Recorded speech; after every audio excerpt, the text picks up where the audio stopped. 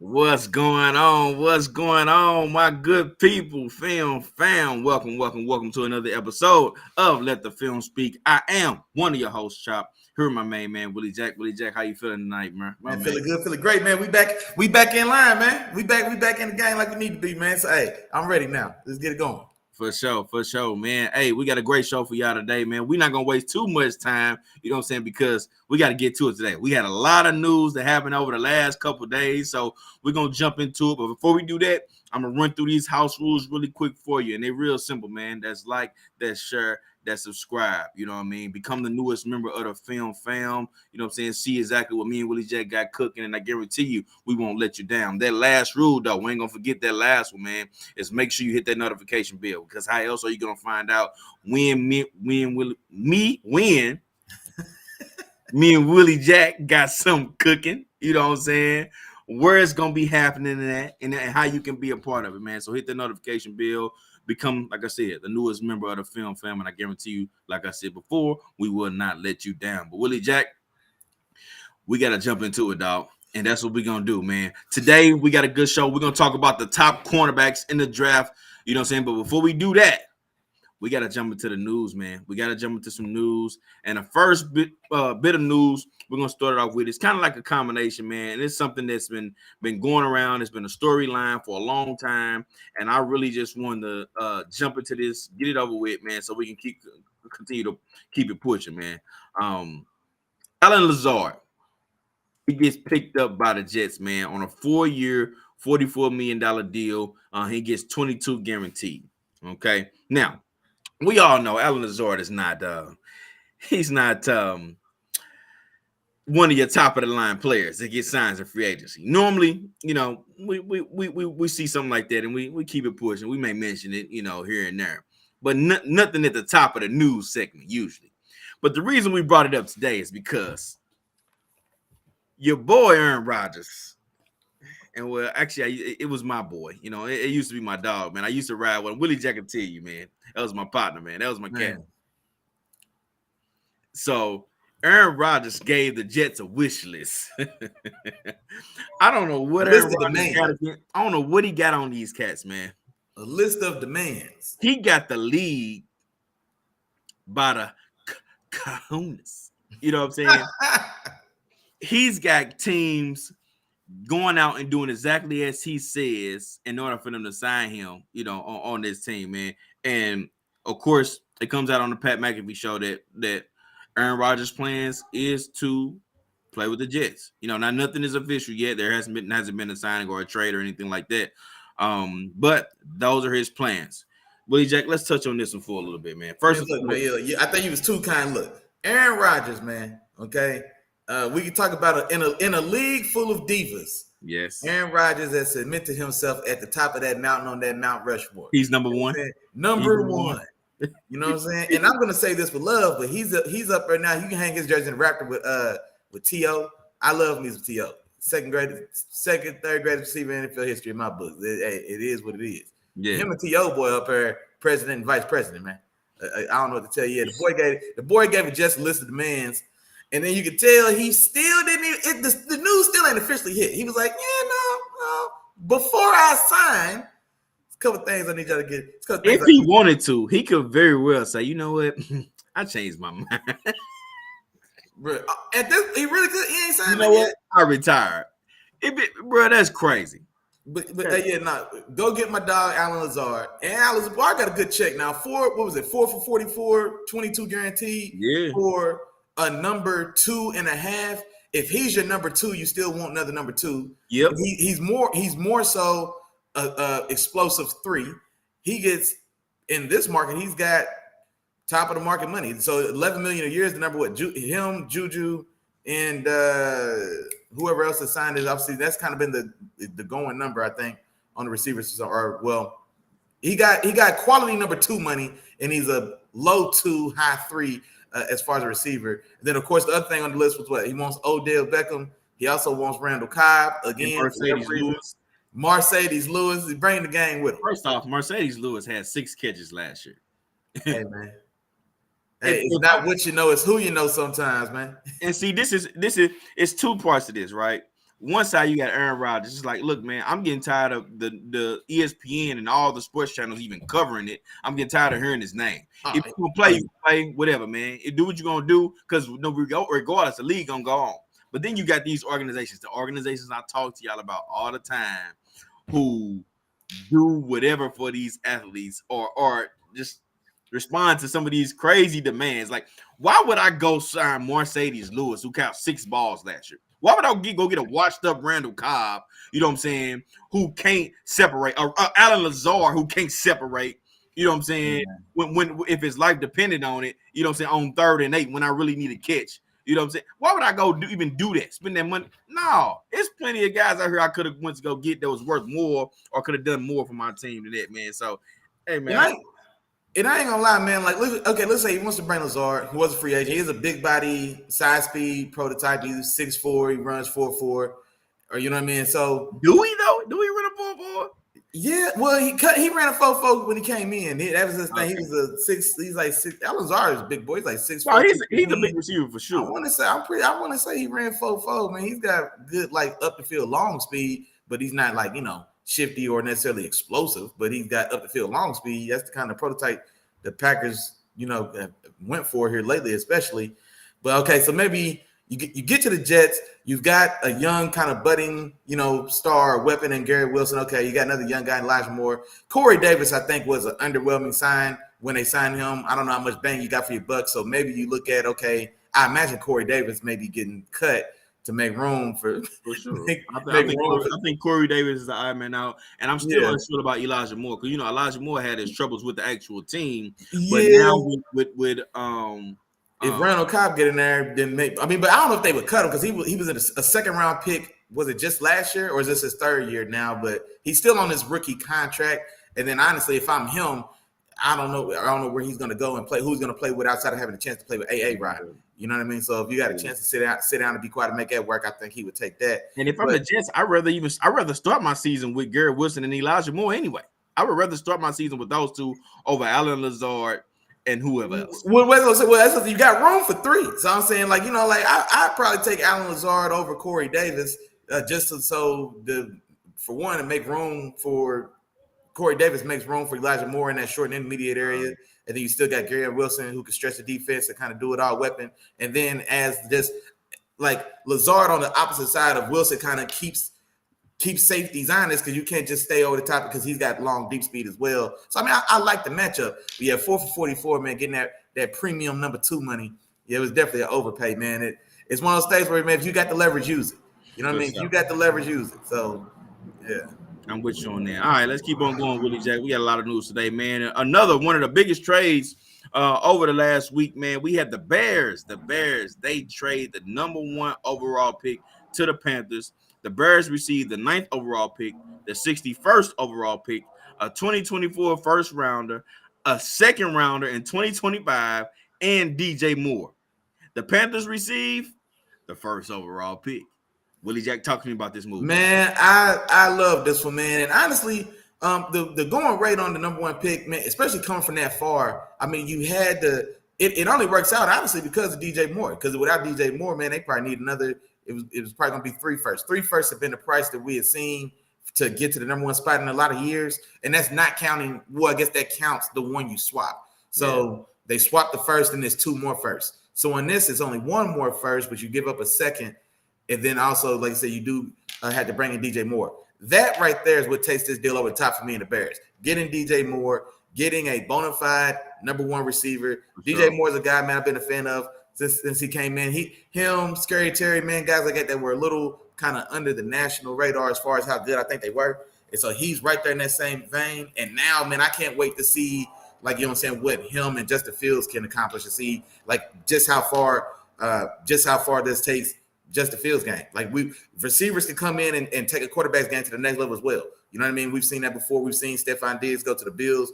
We've seen DeAndre Hopkins go to Kyler. You know what I'm saying? That last year, and what Kyler looked like, or I guess in that first year when he got there. Yeah. And so we've seen that as well, man. And so excited for these Bears, man. The Bears going all in, and I love it. Like you said, you got a young guy, man. Do what it takes to put weapons around him. Put it all on him. Kind of like what the Dolphins did last year. bring in weapons. You bring in Tyreek. You already drafted Jalen Waddle. Like, look, you got weapons out here for days. You got a new coach for you. Like, okay, now it's on you. You got to perform. And the Bears are kind of following that mode. DJ Moore, all those picks, some of the other additions on the defense. So that team is definitely making a push, man, to get weapons out there and see what they can do with their guy. Yeah, and I'm with you on that too, Willie Jack. This was something we actually talked about after the last year's draft, the 2022 draft, and I think when we did like biggest losers after the draft and after the offseason was kind of complete and rosters were pretty much set. Well, not rosters was set, but they was pretty much going into training camp with what they had. The Bears was a team that didn't do much, and it was like, come on now, y'all just drafted a quarterback who y'all want to be your franchise quarterback in the first round, and y'all didn't do anything to help him, and I was pissed at the Bears for that because, of course, before the season, I was still a fan of Justin Fields, and I thought he had some potential, but now they're starting to make those moves. So now I'm feeling like, okay, there you go. This is what you're supposed to do when you draft a guy like this. Make some moves so that you can start building the team around him. Now, of course, they got rid of a couple guys last year, a couple of key pieces, Roquan Smith being one of those guys. Some of the other guys were older, but still with that, Roquan Smith and Quinn?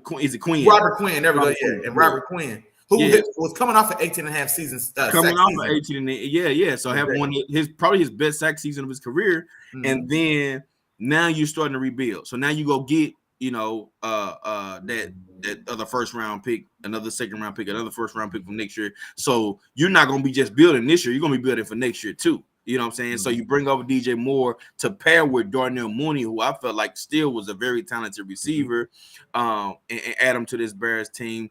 And you still got Chase Claypool they got from the Steelers. Still got Chase Claypool as well. Yeah. So you got a few weapons now. You got something to work with, and then you also have guys that can really help out with the progression of Justin Fields, guys that can get open. You know what I'm saying? So after a while, it won't be any more excuses when it comes to your passing. We know you can run. We got that down pat, but in terms of your passing, you got to be able to pass that ball, man. Is that where Robert McGlinchey signed to? No, I don't think so. I think McGlinchey is no. They signed somebody to their O-line as well, if I am mistaken. Now that I'm thinking about it. But I definitely a lot of help. And then just like Chop said, man, last year they went defense. So you got Jaquan Brisker out of Penn State. I liked him a lot coming in, and he showed himself well. You also got Kyler Gordon, a corner out of Washington. So they went mainly kind of defense and got some. These guys are starters and core pieces of that defense right now, and so built that defense. Then, like you said, this year, man, definitely a focus on offense. You go out and get a Chase Claypool, who's kind of in the mode of an Allen Lazard. He's a 2-3 at this point, but he's a big body, size, speed guy. I think he's 6'4", 6'5". Ran 4.4 or low 4.4 at the combine as well, but still hasn't necessarily found his groove, so to say. And now, like I said, man, you add a guy like that with DJ Moore to come in and be the obvious one, and you still got Darnell Mooney now to sit comfortably as your slot guy, or him and Chase Claypool can rotate and slot. But Darnell Mooney, a guy that has the makings of being a very good two, ready good Robin to a Batman and DJ Moore. So I like what they're doing, man, putting talent around them right now. Next steps are definitely fixing that offensive line. And then I guess replacing or seeing who they got, who's coming in there to be the running back. I think they let Montgomery go. Montgomery signed elsewhere, and I can't remember if they brought. Man, so many moves been going on with this free agency. So Montgomery is gone. They haven't brought in the guy to replace him yet. Okay. I honestly feel like they're gonna roll with Khalil Herbert. They may bring in a person to run with him as a 1-2 punch. You know what I'm saying? But I like the way Khalil Herbert looked when Montgomery was out. You know what I'm saying? So that move kind of makes sense. It was time for Montgomery to get a little bit of bread there, and they probably felt like, all right, we can just we can roll with Khalil Herbert. Khalil Herbert going in on this third year. I'll tell you, rookie deal. Yeah, but he's 3 down. He's 3 yards in a cloud of dust type of runner. He's just a one cut guy. I'm a bang and get what's there, but he can't really do anything dynamic. I would like to see a guy that's on the market. I tell you who I like to see there. Go get Austin Eckler. Go get Austin Eckler from the Chargers. They are trading. And yeah, exactly, man. And that's the type of guy, especially if you're going to keep Khalil Herbert and you want him to be a bigger role in this offense. Well, he's your thunder, so you got to have some type of lightning. And especially having the speed or dynamicism of Austin Eckler on that field with Justin Herbert with Justin Fields. Look at that. With Justin Fields, Yeah. and then all the weapons outside we just talked about, man. Now you cooking with grease. You know what I'm And saying? Now you cooking with fire. And even that, you got draft capital now. You know what I'm saying? It's some young talented backs out there. And of course, Willie Jack can have an episode on that too. So we'll jump into that. I don't know if you want to get anybody at 9, but the Bears are in position. They don't have to pick at 9. They can drop back a little bit more if they wanted to. They could, but I think 9 is a good spot, or even a little, or even if they went back up, man, not to even get in the top 5, but depending on what a team like Detroit at 6, Las Vegas at 7, or even Atlanta at 8, because the way this board may fall, a guy like Will Anderson may still be available at in that pick of 5, 6, 7, somewhere in there. And depending how things go, man, if he falls a little bit, but I don't see him falling past 8 in Atlanta. If he's there for Atlanta, a team is just going to take the best player available. They probably grab him.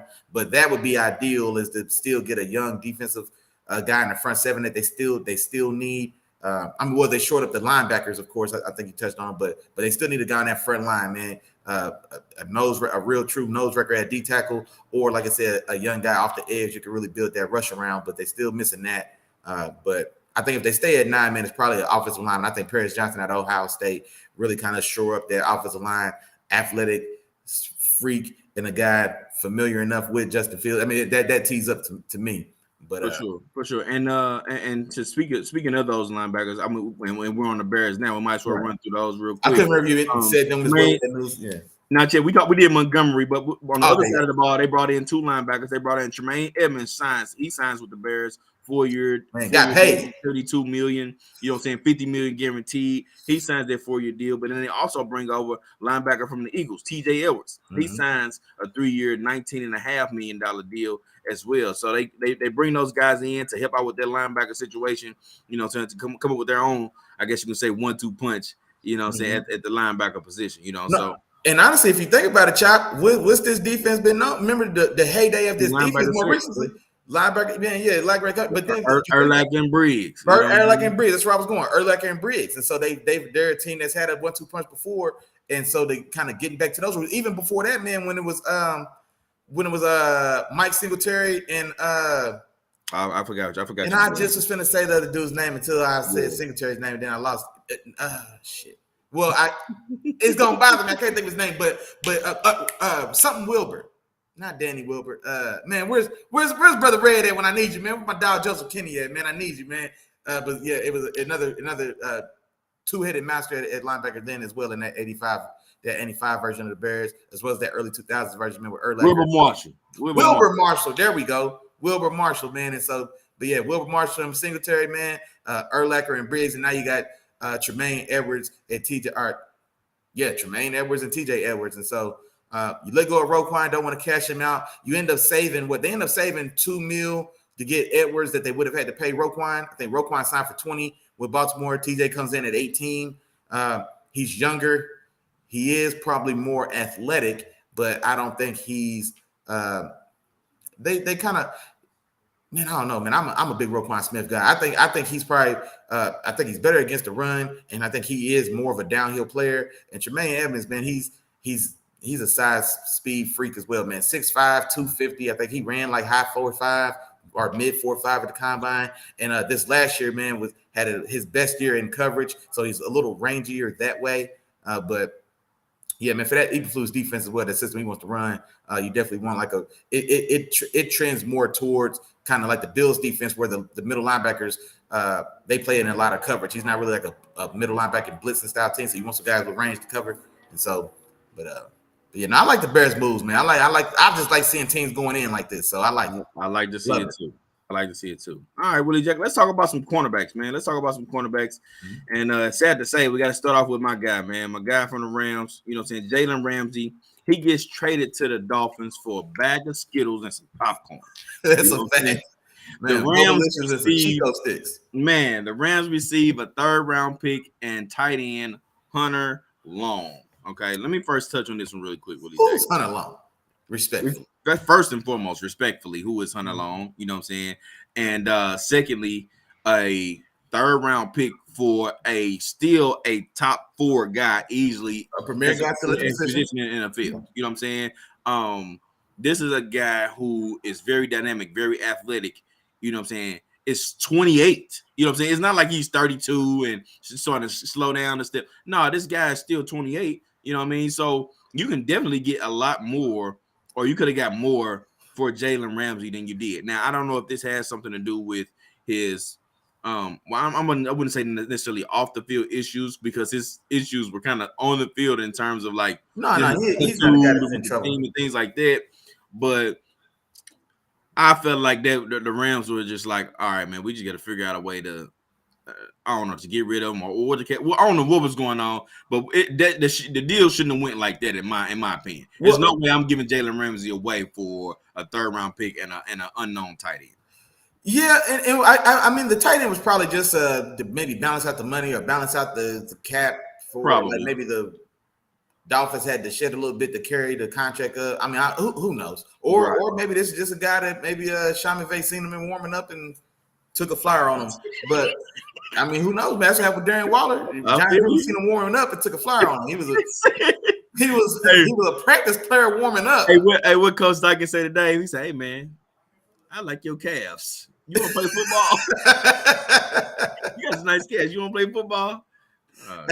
Hey, sometimes it be like that, and so man, we don't know, man. Maybe they got something like that going on, but the 3rd rounder definitely felt a little low, man. But I think also I don't think necessarily. I think there was talk that the contract for Jalen Ramsey, so not necessarily that it has to be like rewritten or extended or something else, but I think he was out of guaranteed money, and the Rams wouldn't agree to, I guess, guarantee some of the money. So I think I was hearing something or seeing something that said the Dolphins agreed to bring him in, and then they are going to do something to his contract to add guaranteed money to it.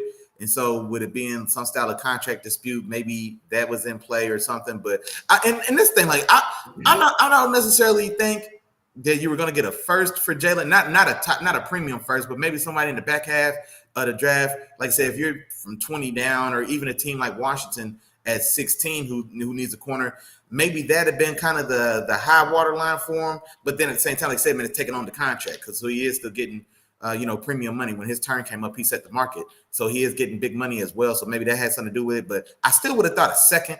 But a 3rd, like I said, man, a 3rd feels a little low. Gotcha. But on the other side of that, shout out to the Dolphins. That's what I was going to say, too. That's what I was going to say. Shout out to the Dolphins, man. So Byron Jones made some news just a week or so ago, man, talking about the toll that the game has took on his body and him dealing and living with pain. And still a young guy himself. He's probably around, I think he's right around the same age as Jalen Ramsey. I'm not sure if they was the same draft class or maybe a year apart, but he's right around that age, I think. And so and then of course got his release from the Dolphins. Looks like he's probably done with football. And then you've got a up and down Xavier Howard, who kind of deals with injury. And then, like I said, man, it feels like he trades 8 interception seasons. So 8 interceptions 1 year, 2-3 the next year. 10 interceptions 1 year, 2-3 the next year. And so now you pair him with Jalen Ramsey, man. And so 2 very big body, ball hawking type of guys. So excellent move for them, and with Vic Fangio coming over there to run that defense.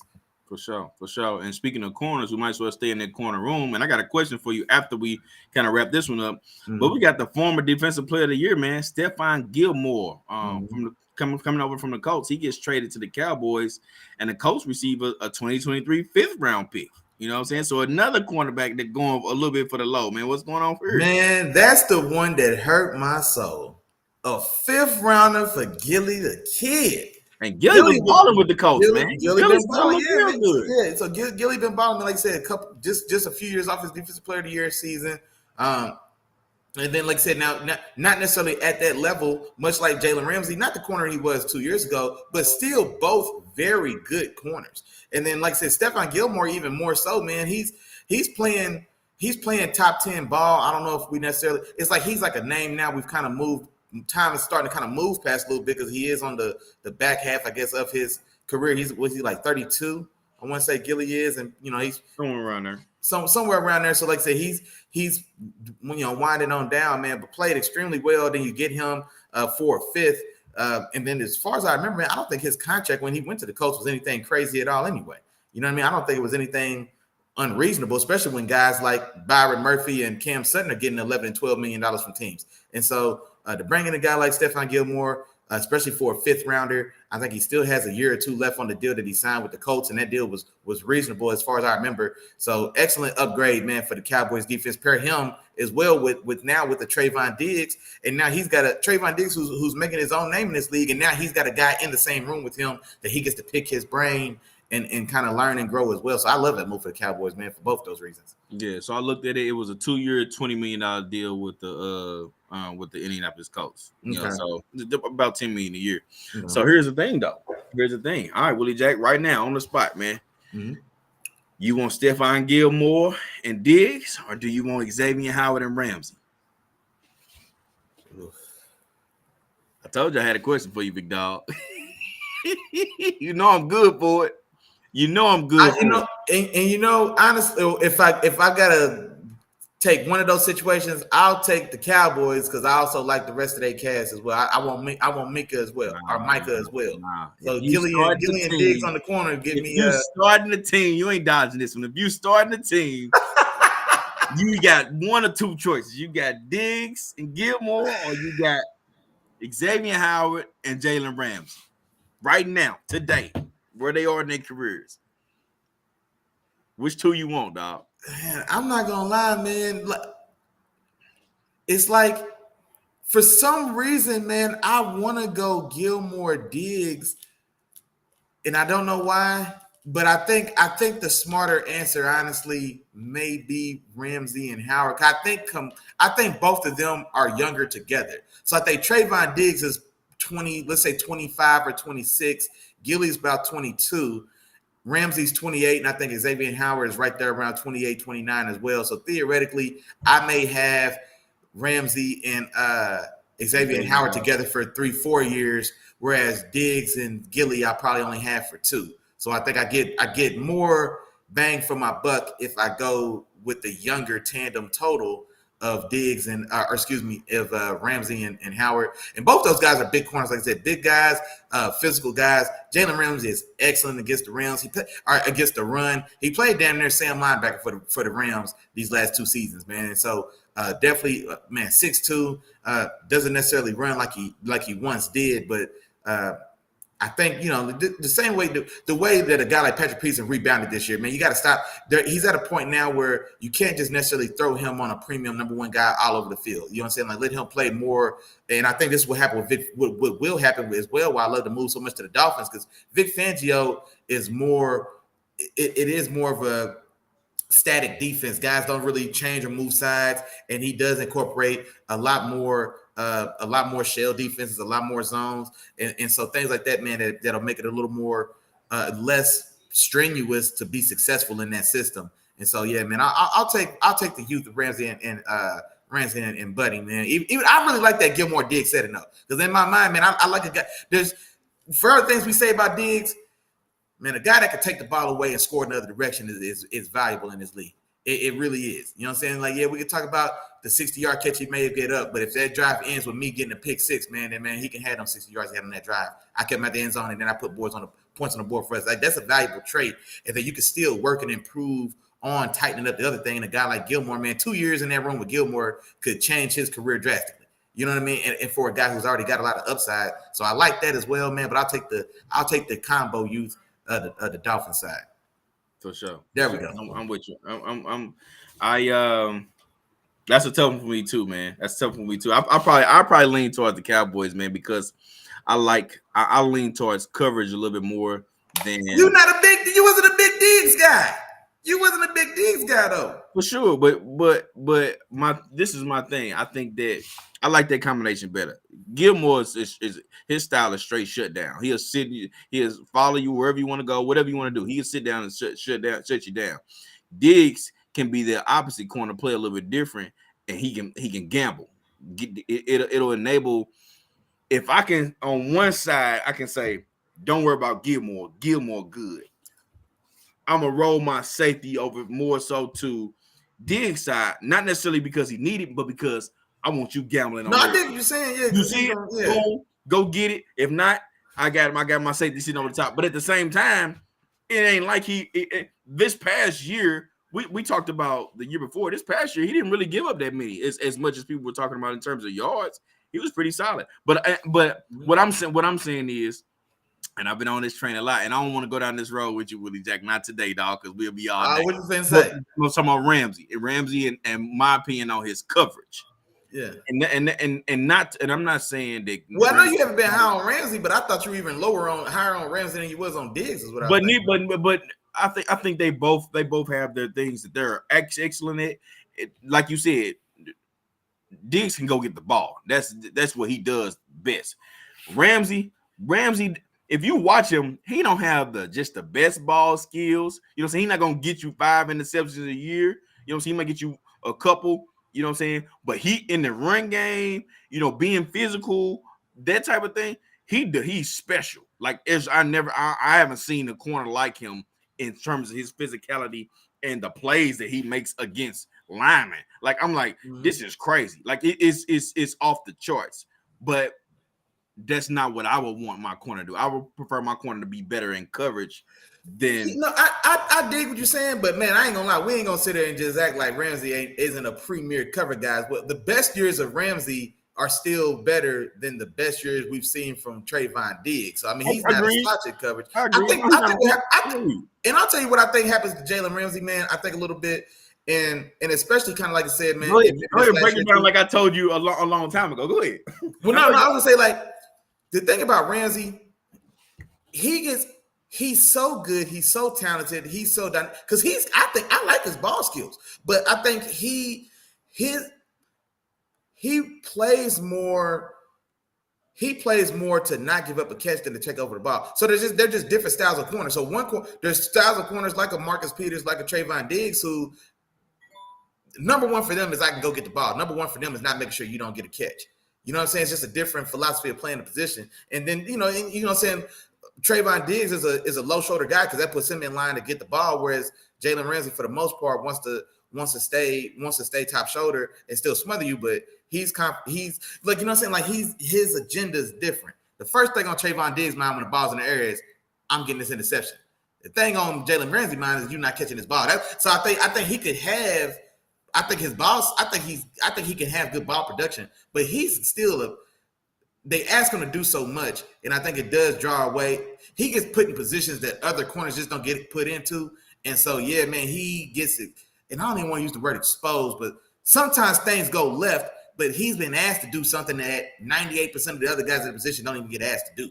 You know what I'm saying? And so it does leave him out to dry as well sometimes. Man, I just don't want us to blow up. Like Jalen Ramsey's just not a knock your head off combo run safety. Like, nah, he was the premier guy at the position for at least a solid 3-4 year run, man. We can't skip over that. See, that's why I said I don't want to go there with you because yes, he was. He was. Yeah, for sure. Yeah, nah, for sure. But speaking of the Cowboys, though, I remember one other thing by you. They did go ahead and finally release Ezekiel Elliott, man. Ezekiel Elliott is now a free agent, so he's in the open market as well. I'd imagine he's going to go somewhere where he can be the number 2 to number 1 or be, a partner with somebody else. So he has been released essentially. Yeah, man. Hey, RIP to Zeke, man. You did. Hey, man, you came in and hit the ground running, man. And then shout out to our dog Miles in the building, man. Our dog Tom dropped in as well. It was good, bro. But Miles, man, on that comparison I just made with Marcus Peters and Diggs, he said they're the same player.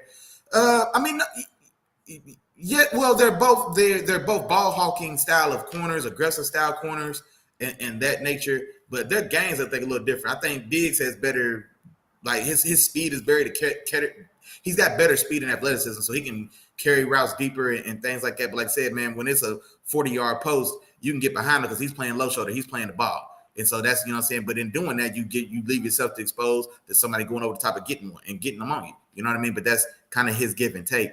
But yeah, nah. But man, Zeke, I ain't gonna lie. I don't see a real market for Zeke, man. Zeke when Zeke signs, man, this is gonna be a real humbling offseason for Zeke. I can tell you this.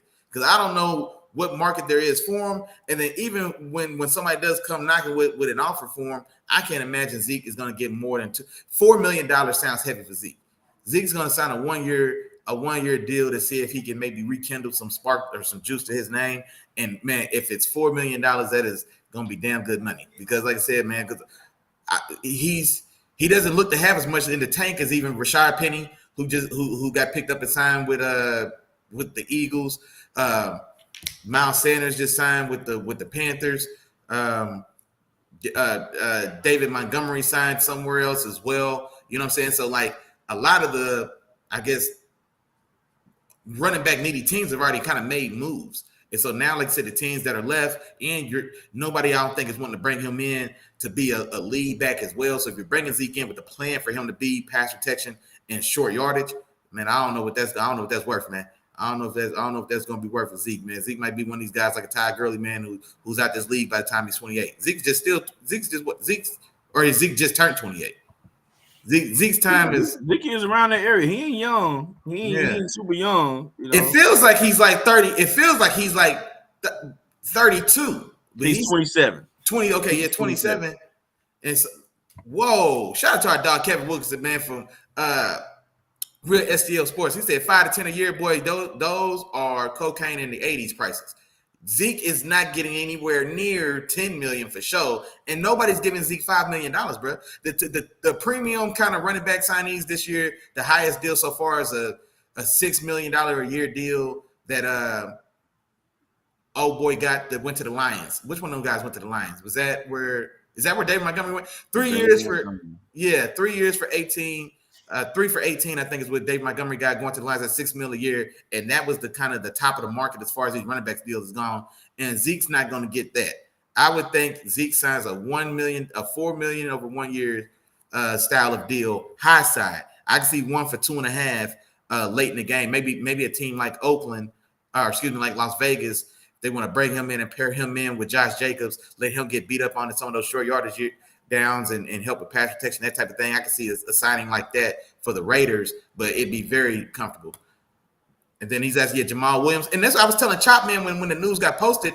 I thought Jamal Williams, man, if y'all watched the Hard Knock stuff, how he was kind of the heart of he was like the heart of that team, or kind of the emotional heart of that offense for sure. And a guy that gives a passionate speed, leads with his heart and sleeve, leads with a passionate guy. I really thought they were going to make something happen and get something done with him just for kind of his presence in that locker room. But when you go sign a free agent running back deal, man, for $6 million a year, that's quality premium running back money. So I can't see Jamal Williams going back either. And Jamal Williams is another guy that still looks like he may have a little more to offer than Zeke as well. So I see Zeke very comparable to Jamal Williams. They both can be goal line backs. They can go get you some touchdowns. I just think that's what they can do. You know what I'm saying? And in the right situation, I think he's capable of it. And that situation, matter of fact, if depending on, I don't know what the Chargers are going to do, I think he could be the perfect thunder to Austin Eckler's, you know what I'm saying, Lightning. And I don't know what they're going to do with him. Looks like he's on his way out. He's seeking trades. I don't know what they're doing that for. You know what I'm saying? I feel like they should just be like, oh, no, we good. You're not going anywhere. You know what I'm saying? like. Yeah, hold on. And then our dog Kevin, man, he said 3 for 12 for Jamal to the Bears. Is that did that happen, or is that just like a suggestion, something you can see happening? Let me know. But honestly, I don't know if because they've got Khalil Herbert, who offers them kind of size kind of rugged style back. So I don't necessarily know if you need another dose of that in Jamal Williams, unless you prefer him to Khalil Herbert. But I don't know if I necessarily want both those guys in the same backfield. My dog Ty says Zeke. So Jamal is here. We go. The Saints and the Saints. Jamal Williams. Ooh, 3 year deal. No numbers. I don't have the exact numbers yet, but I'm looking at this. If I had to guess, I'd say 15 million. Oh, okay, yeah. He said confirm. I want to say. He said sorry. He meant the Saints and not the Bears. Okay. Now that makes more sense because you've got a guy in Alvin Kamara. Now we don't know what's going to happen with Alvin Kamara as far as his trial and how that plays out. I would expect he's going to miss some time stemming from this Vegas incident from, I guess, 2 years ago now. And so, but Alvin Kamara has always worked best or looked best when he's splitting time with a power back. And so that was DeMarco Murray, that was Mark Ingram for a time, and now that could be him and Jamal Williams. And then Jamal Williams, also to his credit, he's also been a guy who's performed better in a committee. He was Aaron Jones' original running mate. He was paired with Swift in Detroit just now, and they kind of took that over once Swift was so banged up. But now he goes back and splits the backfield again. So I like that move for both teams, for the Saints, and I like it for Williams as well. Our dog Miles in the building, man, he said, yeah, he got 8 guaranteed.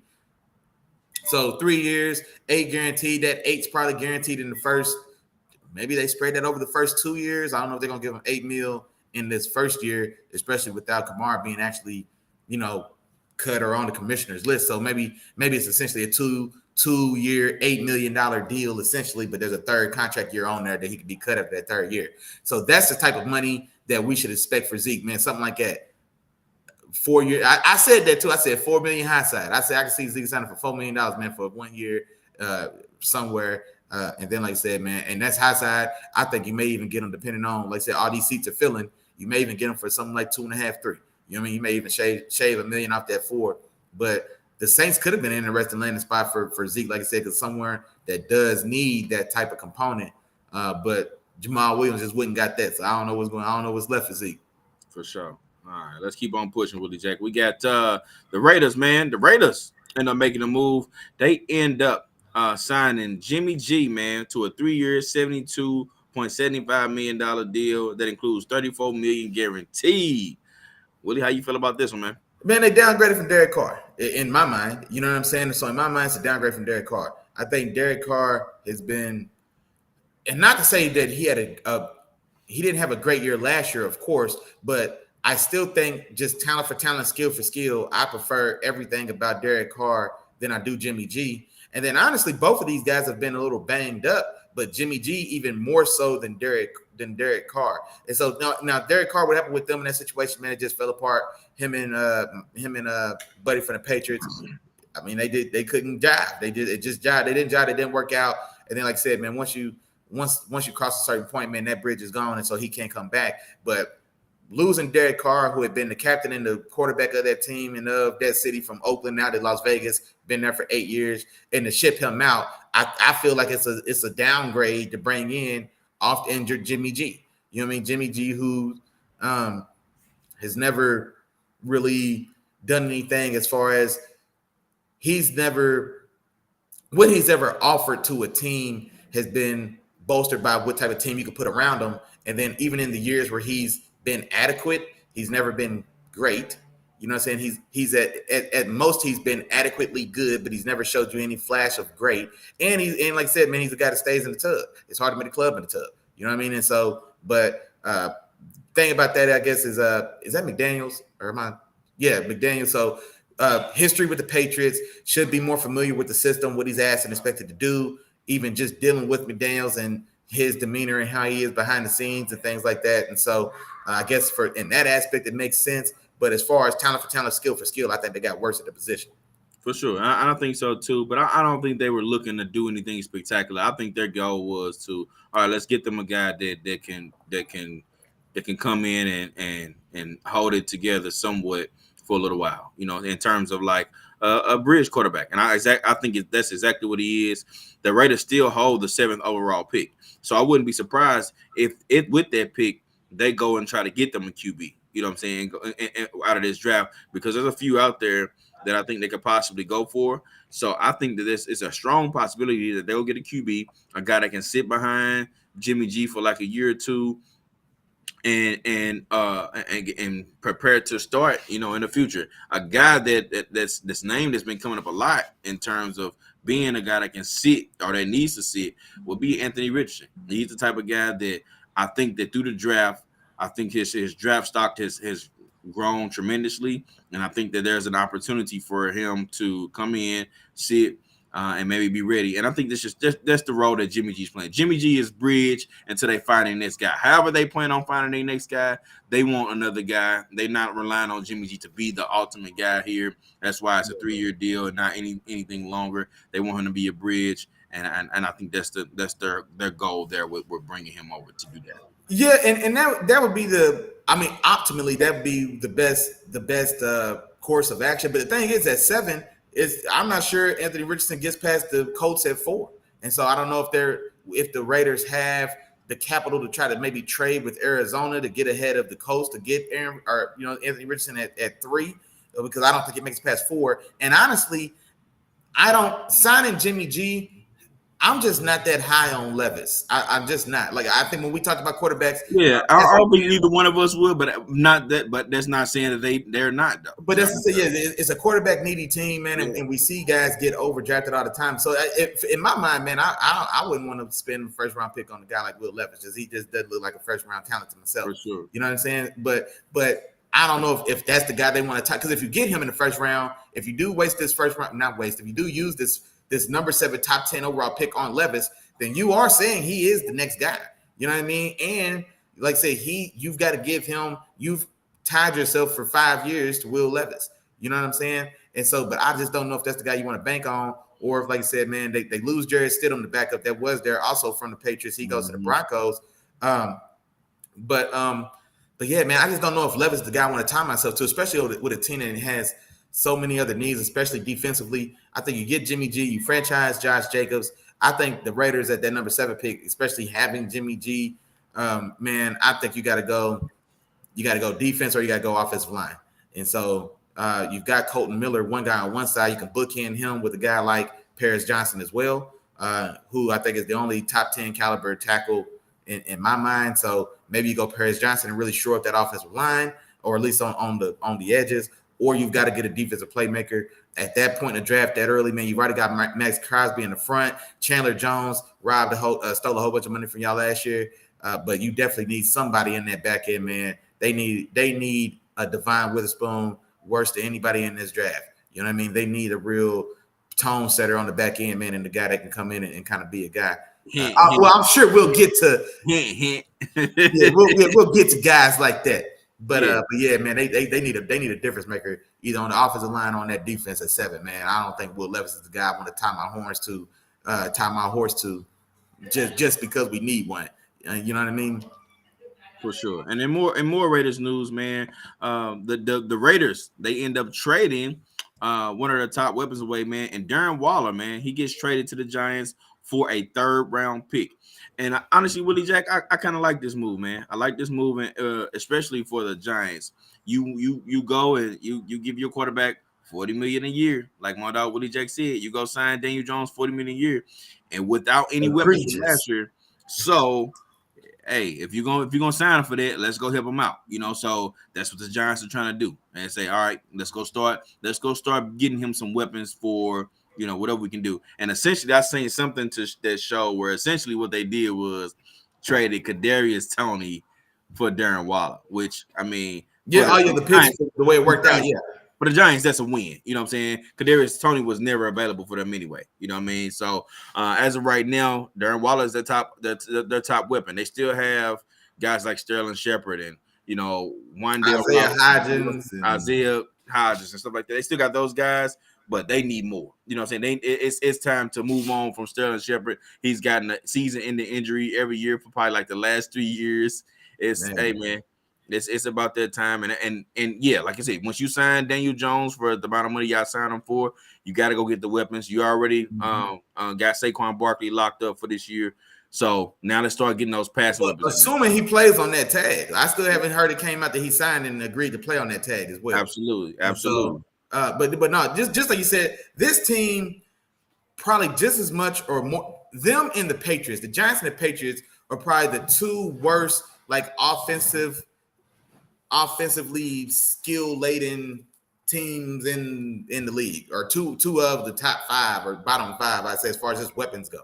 And so the Giants, I guess, are bolstered by Saquon Barkley. The Patriots don't even have that, but nobody outside. You know what I mean? There's no weapons outside that really make you feel good about anything.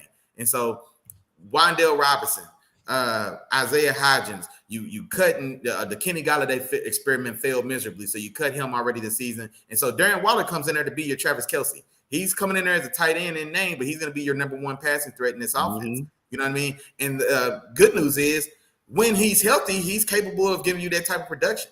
If he can be healthy. But that's the thing about it is, he's another guy, man, that spends just as much time in the club as he does in the tub, man. And so Giants go bring back Odell Beckham and make that trade for DeAndre Hopkins, and y'all cook. Nah, man, yeah, nah. For one, if I'm Odell, I'm not going back to play with Daniel Jones.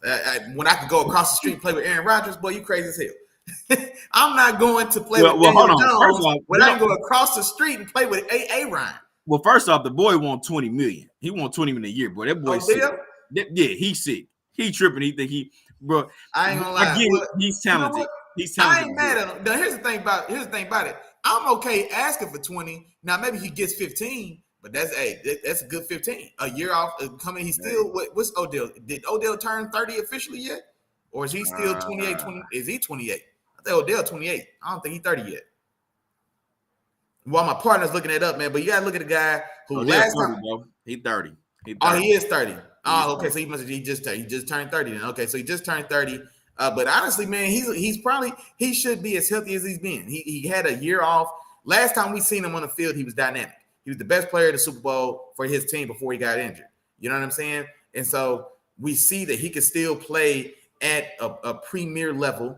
I still think he's young enough. Should be completely healthy to this point after not sit. He wanted to come in kind of in the fourth quarter to make a championship run with the team, and that didn't materialize. It didn't happen.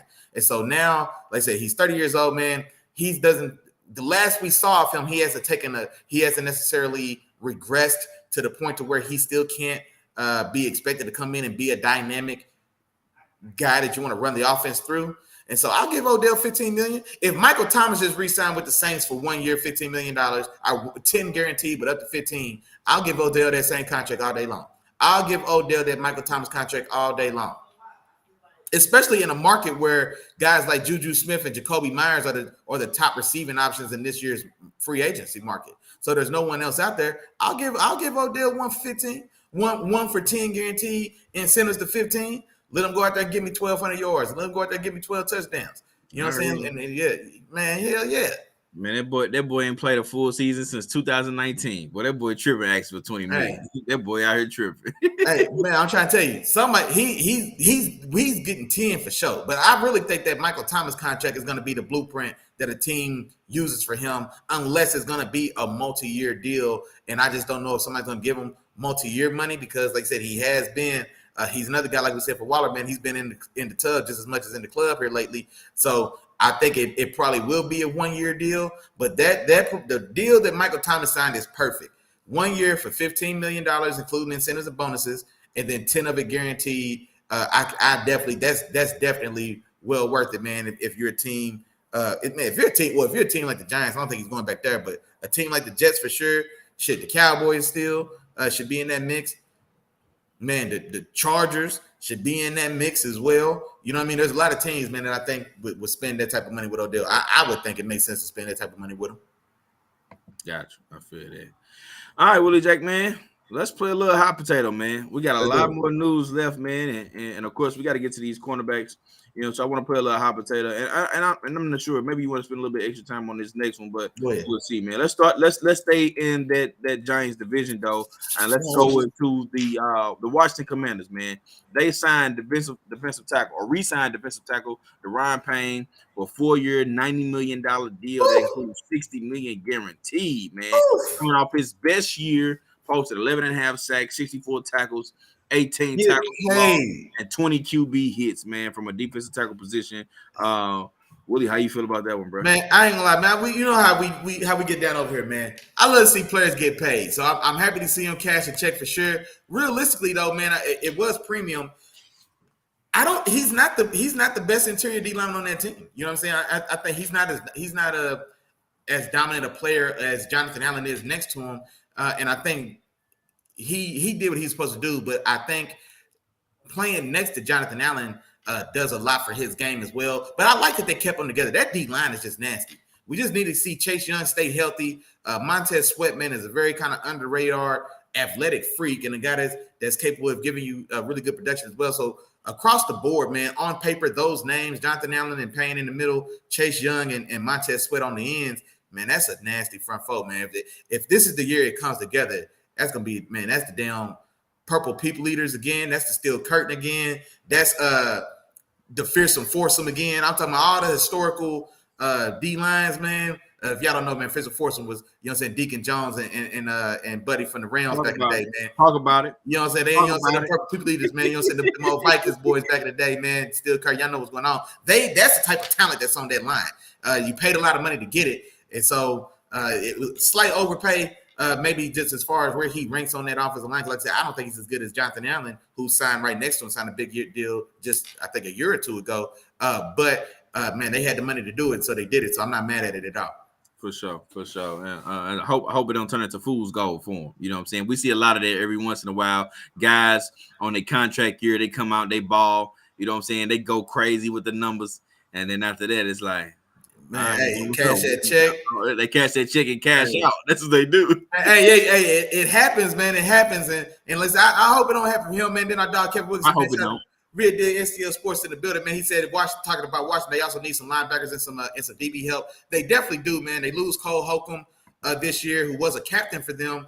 He actually signs with the Steelers, man. My Steelers picked him up, but he was injured towards ACL with the Commanders last year, earlier in the year. The captain and the guy where they died on defense, so you lose him. And then DB wise, man, William Jackson III. They traded to my Steelers last year. He didn't even play with us because he couldn't pass the physical or was injured. But they definitely need DB help. DB is probably where they're going at 16 and doing all these mocks. The way my board files, man, they still get a good one. They get a damn good one. It's some deep ones. And a deep corner class, man. They get a real good one still at 16, man. And so now this is a rough draft. It's a rough draft class for linebackers for sure. There's more athletes than there is linebackers, but the corner class is deep. They'll get a guy at 16. Your boy Davis over there, ain't he? Is it Jamin? Yeah, Jaron Davis or something like that from Tennessee. Yeah. And yeah, man, that was a weird class, man. I didn't like that class at all. That was a class of him, Nick Bolton. Davis has been pretty solid though. Well, yeah, I liked him. He was the guy I was banking on coming in because he was the most athletic. Right. But he hasn't really found his footing, man, in Washington just yet. I really don't like that defense. The way they got that defense playing with Jack Del Rio, man. Jack Del Rio, he's still operating like it's 2009 with his old Jaguars, man. They got to do something else on defense. I just don't like they scheme. But yeah, he's still trying to find his way. I think it's Jaron Davis was his name. I think it was. I want to say let's run through some of these, Willie Jack, man. Next signings, man. I'll group these together, man. We got Jesse Bates coming from the Bengals, man. He signs with the Falcons, on a 4-year, $64 million deal that includes 23 guaranteed, man. Nice signing for the Falcons, and they also paired it. Well, not necessarily paired it, but they also re-signed Caleb McGarry. He re-signs with the Falcons as well. Quick thoughts on that one? Yeah, man, I'm not gonna lie. I thought McGarry was the guy that was gonna leave in free agency. They had two guys up on that offensive line, Chris Lindstrom, who was probably the best run blocking guard in football last year, and then McGarry at tackle. Both those guys are up for a deal. So when I saw Lindstrom get re-signed for $20 million a year, he's getting that Zach Martin money. You know what I mean? Or he set the market like Zach Martin did when he signed. Man, he's like 21 million a year at guard. And so I thought that meant okay, he didn't have money to pay both of them, but to see him come back at like 11 million a year, excellent re-sign for them, man. Like I said, an offensive line that was one of the more dominant run offensive lines of the league last year. And then the move with Jesse Bates, man, has been right on the wall for a little bit. Him and the Bengals have been beefing, not even so much behind the scenes publicly, man, that they didn't want to come off the money he was asking for. And so he goes and gets a really nice bag with Atlanta. And I like what they got in the backfield back there, man. They AJ Terrell, who came on 2 years ago, small step back last year. Richie Grant, the other safety. I can't remember where he was out of. I liked him coming in as well 2 years ago. University. I think he was USF. I think you were South Florida. You're right. Yeah. And so I think he was in my top 5 safeties.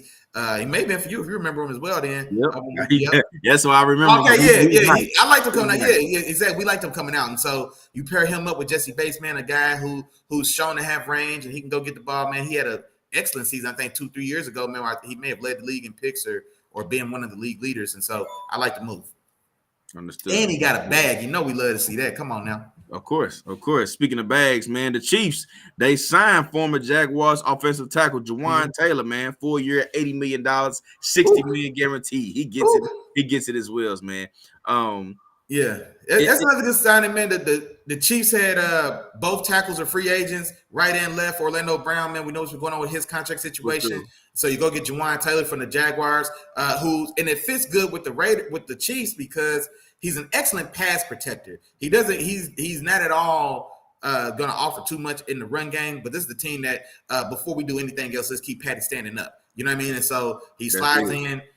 And on the right side of that line, I like the interior of that Chiefs line, man. From guard to guard, they're pretty solid. From guard to guard, probably a top 3 unit in the league, man, with Tooney, Creed Humphrey, and Trey Smith. from left to right, and then now you add in Jawan Taylor to shore up that right side, and then we'll still see what happens with Orlando Brown on the left side or who they can find to fill that role. But yeah, he goes and gets a bag, man. So love to see that, and he gets to upgrade from a young upstart team and Trevor Lawrence to now go playing with the young GOAT, man, playing with the defending chance of patty cakes, man, and got a bag to do it. So man, love to see it. For sure. And speaking of the Chiefs, man, I might start running this one off real quick, man. Juju Smith-Schuster, he signs with the Patriots, man. 3-year, $33 million deal. Another move that shows you where what the importance is when it comes to the Chiefs in terms of keeping Pat Mahomes up. Okay, Juju Smith-Schuster was their number one receiver as of last year, and they say, hey, it's all right, man. Go ahead, do your thing. We got Patty Mahomes. We're gonna keep him safe. We're gonna keep him protected by adding some offensive line help. So that's what they decided to do there. Yeah, and I honestly like this move as well, man. For Juju, he goes to get some real money. He kind of, like I said, man, 2 years ago, man, he kind of played himself. He stayed loyal to the Steelers, came back for a year, got instantly replaced by Chase Claypool as the number 2, and kind of just floundered. Then he goes back to the Chiefs. It takes a 1 year, like $3 million deal when they had, I think, $9 million a year for multiple years on the table for him the first go round, man. But goes back, makes the play of the game, getting held in the deciding factors of that game, man, and gets a ring. So no bad blood on either side, man. He came in, he got a ring. When you sign with a team like the Chiefs, a team like Patty Cakes, man, that's like signing with the 2018 Warriors. You only do it to win a championship. And he did that. You know what I'm saying? He went and got a ring, and now he goes to get some money. And so, and then, like I said, it's a good need for the Patriots. They lost Jacoby Myers, who was a young, I don't want to call him a star, but a very capable slot receiver. And so Juju, whose best work is also in the slot, but a more physical aspect to his game, man. So he'll go in there and replace the role that the Patriots just lost to Jacoby Myers, who goes to the Raiders.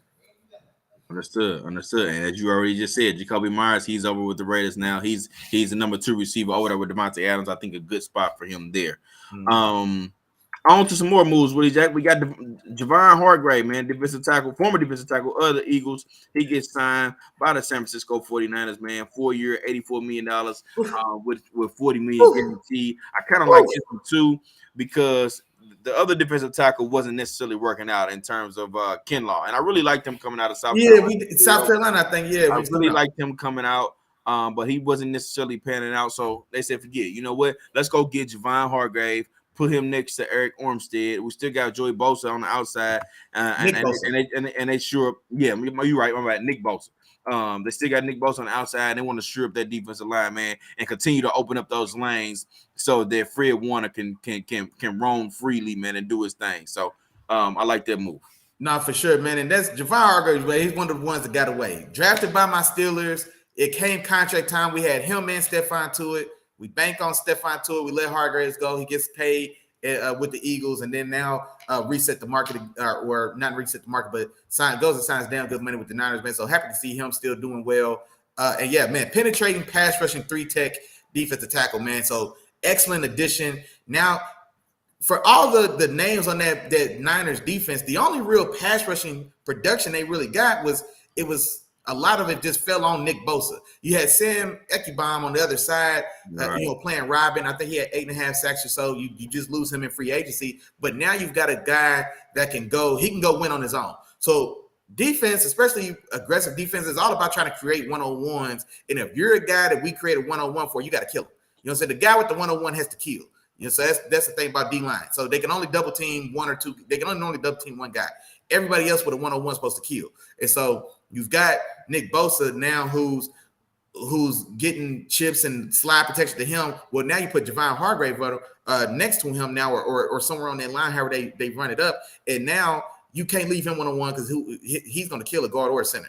You know what I'm saying? He's the type of guy. And so it benefits all the way around, man. And definitely, like I said, upgrades over Kinlaw, who hasn't panned out to this point. Man, I can't believe that. Bro, he gave me Fletcher Cox vibes coming in. He was a monster.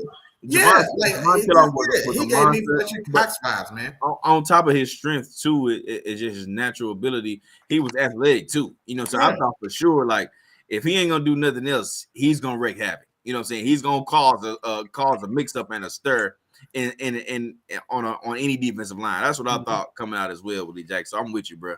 I'm with you. He was one of my favorites for sure. Another move, man. Mike McGlinchey, man. He signs a 5-year, $87.5 million deal that includes $50 million guaranteed. They getting that bread, man. They getting that bread. Get paid. But I tell you what, I like this move. Where'd he Because go to? he went to Broncos. He went to Broncos. Denver. That's right. Yeah, Broncos. I like this move because Russell Wilson was one of the highest sacked quarterbacks in the league last year. Mm-hmm. So how do we keep him up? Of course, like we talked about with Pat Mahomes, man. Let's go get offensive lineman. Let's go protect him, and that's what they went to go do. So I like them bringing over him. They also signed Samaje Perine too. I mean, on another deal, but to pair with Javonte Williams. When he comes back, if he comes back and is ready to start the season healthy, we'll see that what happens with that. But they want to go get him. Yeah, and then they also bring over, I want to say, Nate Davis from the Titans at guard. So they revamped half that offensive line, man. They had I can't think of their left tackle's name right now. Damn. He was in the same class as Colton Miller, I believe. They left tackle for the Broncos. Damn, I can't think of his name. But anyway, so he's kind of he's kind of solidified himself as a Garrett Bowles. Garrett Bowles, I think, is the left tackle for the Broncos, who's kind of cemented himself as a quality left tackle. But the rest of that O-line definitely needed help. Just like my dog said, man, Russell Wilson was one of the higher set guys. So they definitely had obvious upgrades there. You go get Nate Davis from the Titans. I believe he's coming in at guard. And then you go get McGlinchey at right tackle. McGlinchey more so road grading, run blocking right tackle. But with Sean Payton, one thing we can say about Sean Payton is as creative and dynamic he is as creative as he is creating dynamic offenses and scheming guys wide open, he does also make a definitive effort to run the ball. So we've seen his offenses. He wants to have guys he wants to have Mark Ingram and Alvin Kamara. He wants to have Alvin Kamara and DeMarco Murray. He wants the run part to be an authentic part of his offensive scheme as well. And so getting that offensive line together, man, not only keep Russell Wilson upright, but then also, man, when your young house comes back, Javonte Williams, a guy who's ready to be a dog in this league now, a guy who's ready to be one-on-ones. If he stays healthy, and now they got some real hogs up front for him, this can get real interesting. You know what I'm saying? That's man, that could be another Nick Chubb, man. That could be another. I mean, he's got that type of skill set, that type of talent, man. I think he gave me man. I don't say this lightly, man. He put me in the mind of Marshawn Lynch when I was watching this film, man, when he was coming in. So I think it was North Carolina. Yeah, I think North Carolina. So because he was with Michael Carter. Yeah, him and Michael Carter, exactly. So yeah, man, get some high mileage up front, man, and let him go to work, man. And then and Russ as well, man. Russ has always worked better when he was handing the ball off to Marshawn.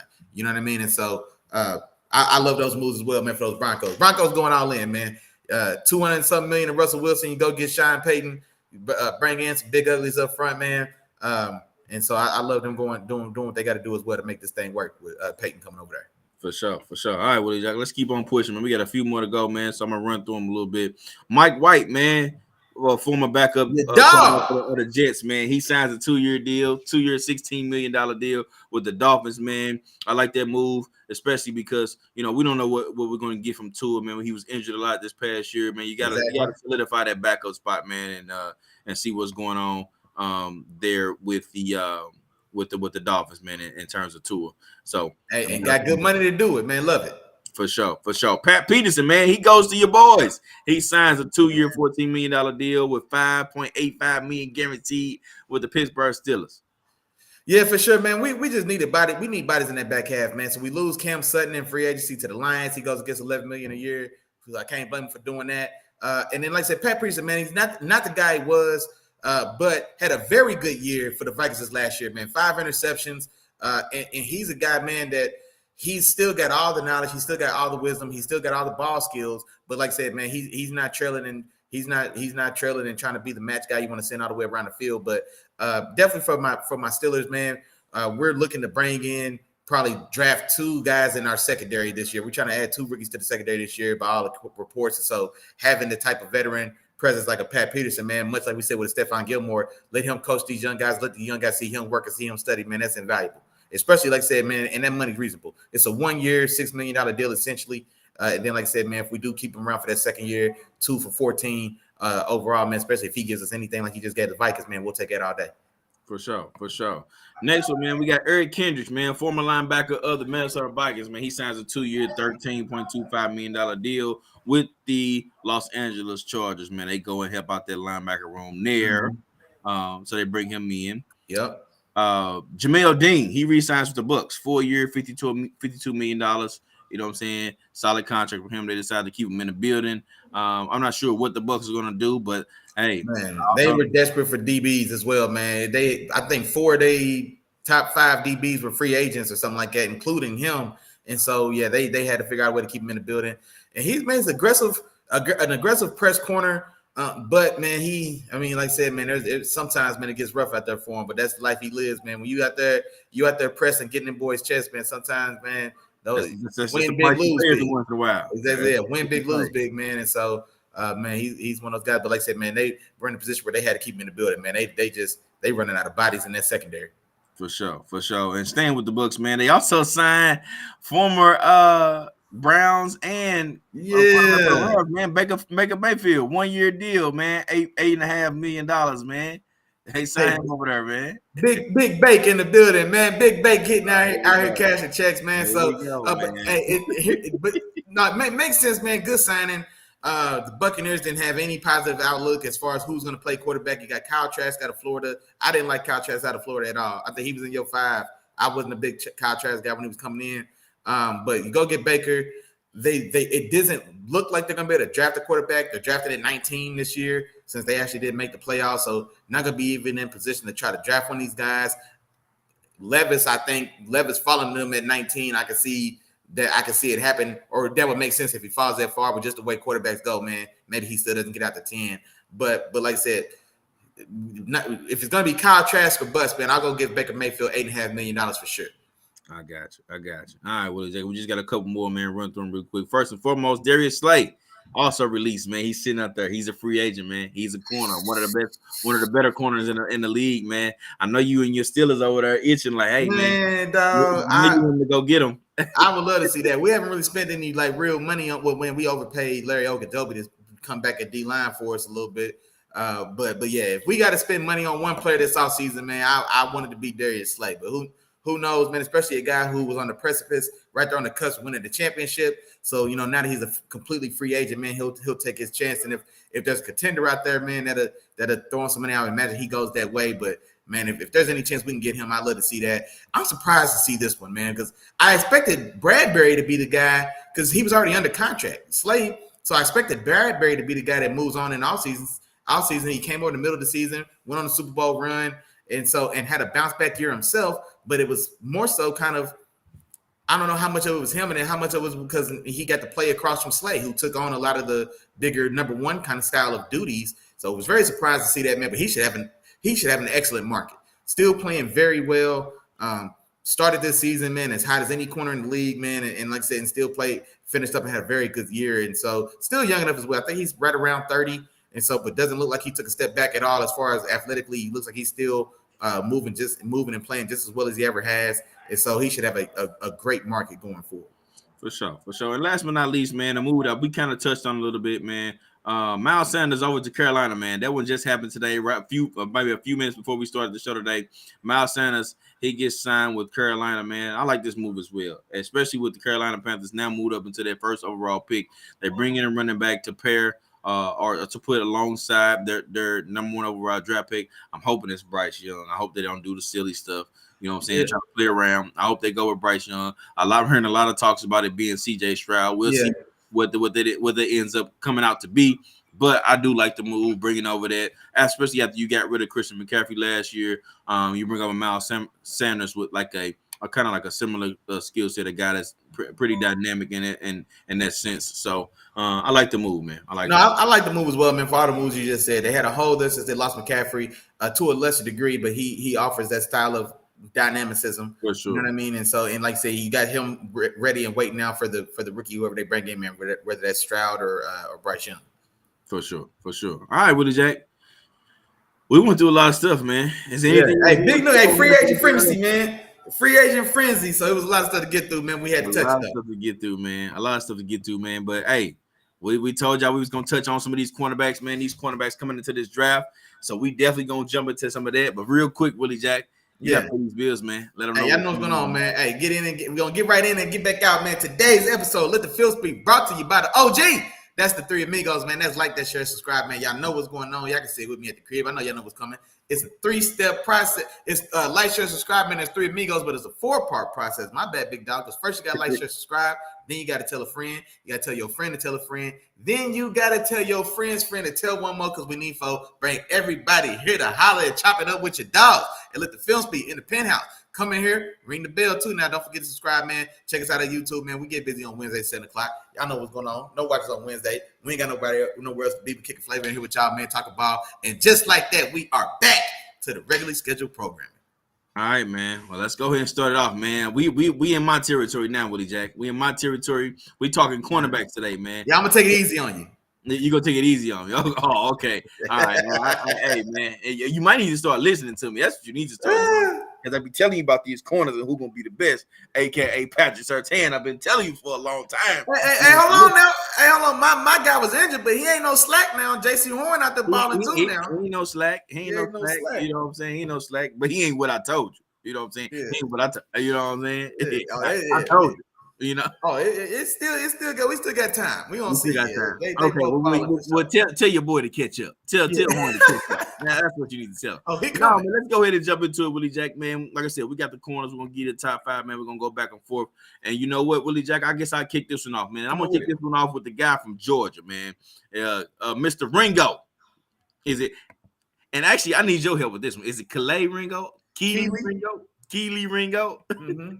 Kelee Ringo, man. Kelee Ringo, man, is first off, when we talking about body size and everything, is a specimen. 6'2", 207. That's a big corner, man. That's a corner that everybody would like to see, especially with the way that he moves. He doesn't move like a 6'2", 207 corner. He moves like he's about 5'10", 185. You know what I'm saying? The way that he's shifty, the way that he's smooth, and his back pedal, the way he adjusts. You know what I'm saying? He's a great cover guy and shows more than enough of that makeup speed in terms of what he brings to the table. You know what I'm saying? Has a lot of patience and press coverage at the line of scrimmage. You know what I'm saying? And like I said, he just shows that the good footwork and no false steps. You know what I'm saying? So I love watching him play. I love this tape. I love what he put down there, man. And I think he can definitely be, you know what I'm saying, a guy that can make a difference in the league. You know what I'm saying? Or at least be a solid starter almost immediately, you know, depending on where he gets drafted. You know, I like Kelee Ringo and what he brings to the table for sure. So that's my number 5 guy. I'm kicking it off like that, bro. Man, look, this is how we start. Come on.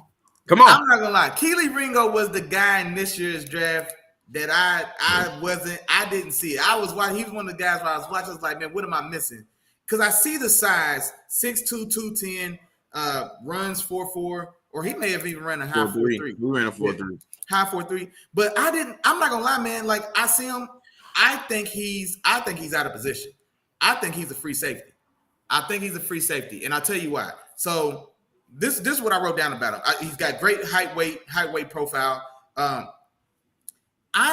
don't like his short area quickness. Like, you know what I'm saying? Like, I think as big as he is, he doesn't really. I don't think he's overly physical at the line to be that size. You know what I'm saying? Like, I think he should hem boys up, and he doesn't. And so he tries to.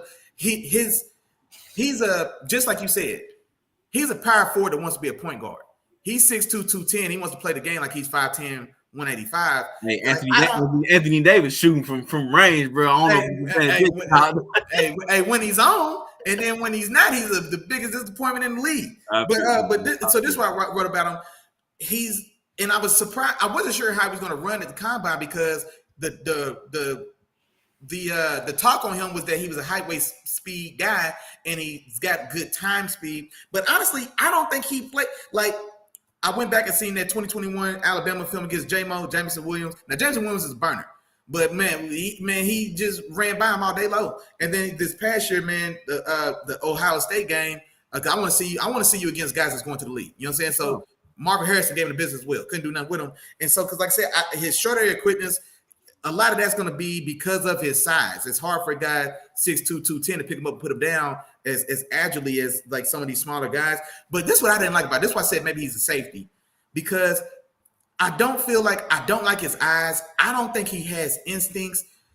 I think when he sees it in front of it, he can be quick. He can use his good burst. He does have like, you know what I'm saying, decent enough speed to break his thing. But I like him better when he can see stuff in front of him and then rally and come up or rally and come make a play. I don't necessarily like his eyes in zone coverage. I think I see guys running past him in his responsibility. I feel like God is going to come up on this list. Now, it's not fair because he's probably one of the best at this, but like when he sees it, I don't think his feet aren't as quick as his eyes, or his eyes are too slow because like he sees it late. I don't think he doesn't click and close when things happen in front of him. He doesn't anticipate it. So like if it's if it's going to be a short 7-yard out and he's sitting in like a robber two, so he's playing like a soft two where that's what you want. You want them to take that cheese because those are pick six plays. Like he sees it, catches, then he comes up with good speed and timing, and he doesn't let it be a 15-yard game, but instead of it could have been a pick, but instead now it's a 7-8-yard game. You know, so I just think I didn't like it, man. I think he put me to mind not the way he looks or plays, but just the way this guy's career went.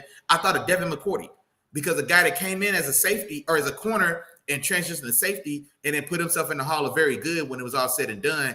I think he's either got. I like him better at free safety. But if you do bring him in at corner, I think I don't want him playing man. I don't like his. He's got size, but I don't like him. I don't like his press. I don't like his short area quickness. He's got good long speed, but But guys run past him still, or at least the speed guys run past him. So I would think I would want him more so cover three, and so like or some style of cover three, or even some style of shell or something like that. But I think he looks more like a free safety to me when I see him. I didn't like him in the corner. Okay, what you got? What's up? Come on with your fire then. What's up? Oh, you sure right. Are you still thinking about it? Man, I had some guys. All right, look, my five, man.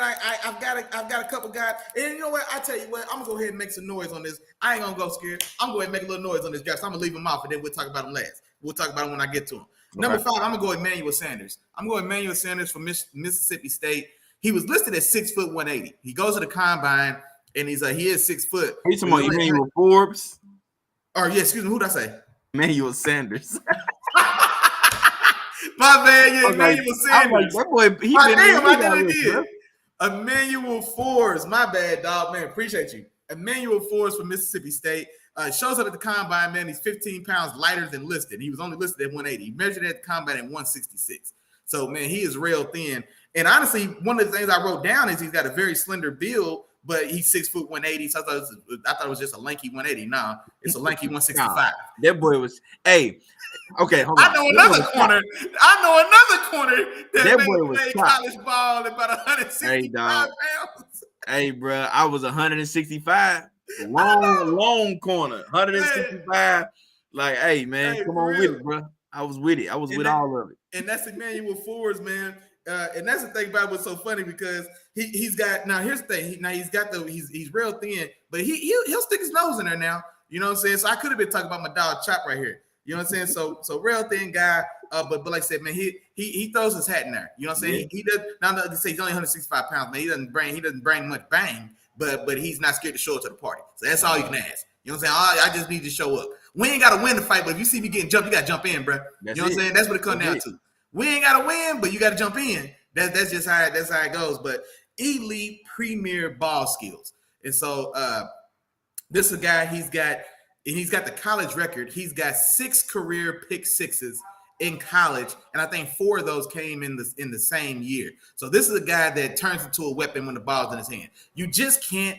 There's just not enough guys that can legitimately do that. Over the course and history of this league, guys like Ed Reed, guys like Deion Sanders, guys like Rod Woodson, these guys and these names stand out because not only can I go get one, I'll put up points on the board as well. That's a special trait.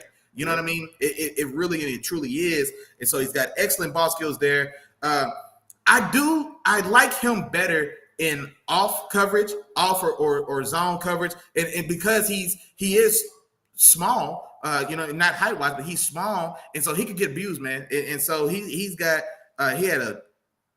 not overly physical. I think I pointed one out, man. This past year in the Alabama game, he had a terrible whiff at the line. Just got discarded at the line and gave up like a 35, 40-yard touchdown right over the top of the left sideline. But like I said, I don't like that as far as his game. But he's a guy I think that it'll do him better to play in some style like a shell system, like a cover 4 system. So a team like the Eagles, a team like the Dolphins, now with Vic Fangio. Vic Fangio was a guy that played in a lot of like cover 4 shell, where you know what I'm saying. Like so, like these that's the kind of system or scheme I would like to see him in. But man, ball skills.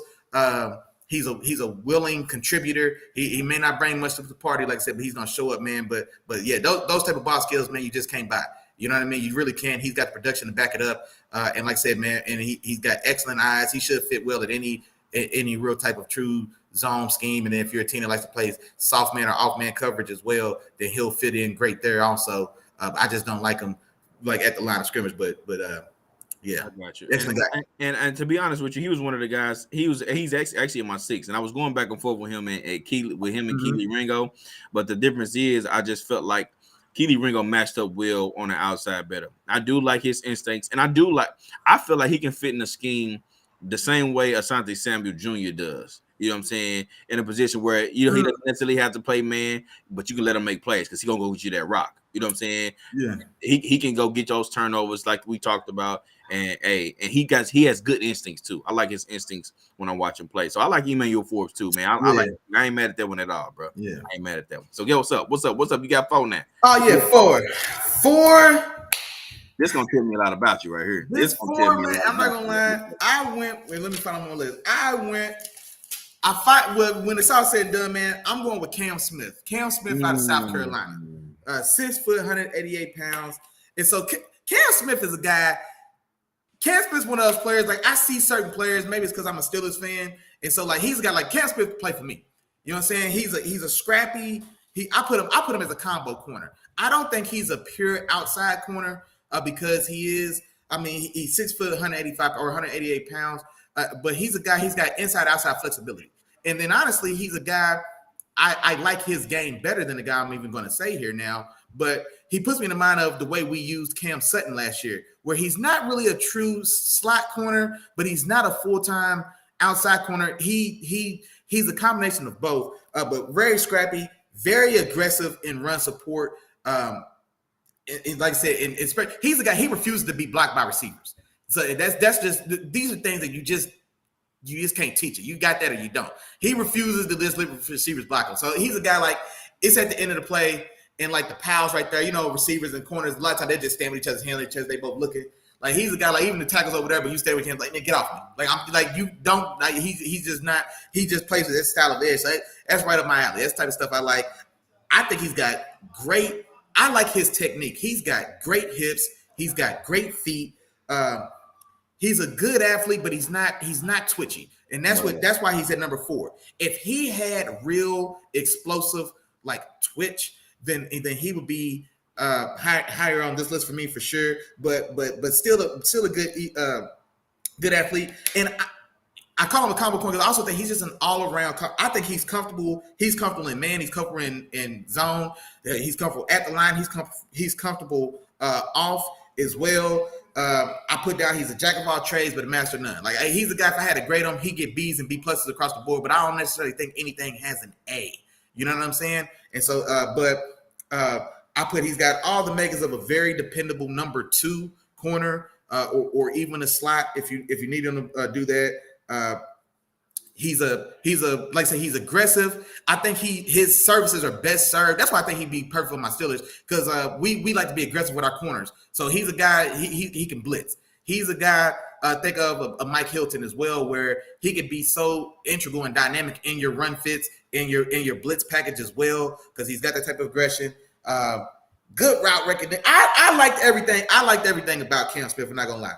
I really got. He's just a do it all DB, combo DB, inside outside, but just not a guy that if he's my top corner, I still need somebody else. You know what I mean? And that's why I got him here at 4, because I don't necessarily think he can just lead your cornerback room as a number 1. But I really like Cam Smith when I watched him. All right, well, let me tell you why you're wrong, Willie Jack. Let me tell you. You didn't like Cam Smith? Let me tell you why you're wrong. Now, I do agree with. Listen to me. I ain't gonna say I don't like him. You know what I'm saying? But here's my thing with Cam Smith, and I do like his footwork. I do like his technique. You know what I'm saying? His coverage. And things like that. But I honestly didn't see the edge that you were talking about. I didn't see the edge that he played with. It looked more like he was just a guy that was just out there going through the motions than a guy that really was like, I'm about this. Oh, I'm about man. that. So maybe I'm gonna tell you what game to watch. maybe we seen something a little different. But when I watched Cam Smith, that's kind of what I saw. But I'm not mad at it either. You know what I'm saying? It's not like he wasn't in the conversation. He was a guy I looked at. I watched him in his film. He just wasn't one of the guys I felt like I wanted to put in my top 5 with what I liked and what I saw. I like the. I think the Clemson film was probably the best one I watched. The one I liked the most. Well, it was last year's Clemson tape. But no, I put him in. You know who he reminded me of? He put me in the mind a little bit of a guy like Kareem Jackson, or a better. I think a better a more man capable Desmond King. And so those guys, Desmond King came from Iowa. Kareem Jackson's a little older. He's out the league right now, but he came from Alabama, went to the Texans as a corner, but just couldn't really settle at corner. And then he went to the Broncos as a safety. They kind of made him a rover nickel safety.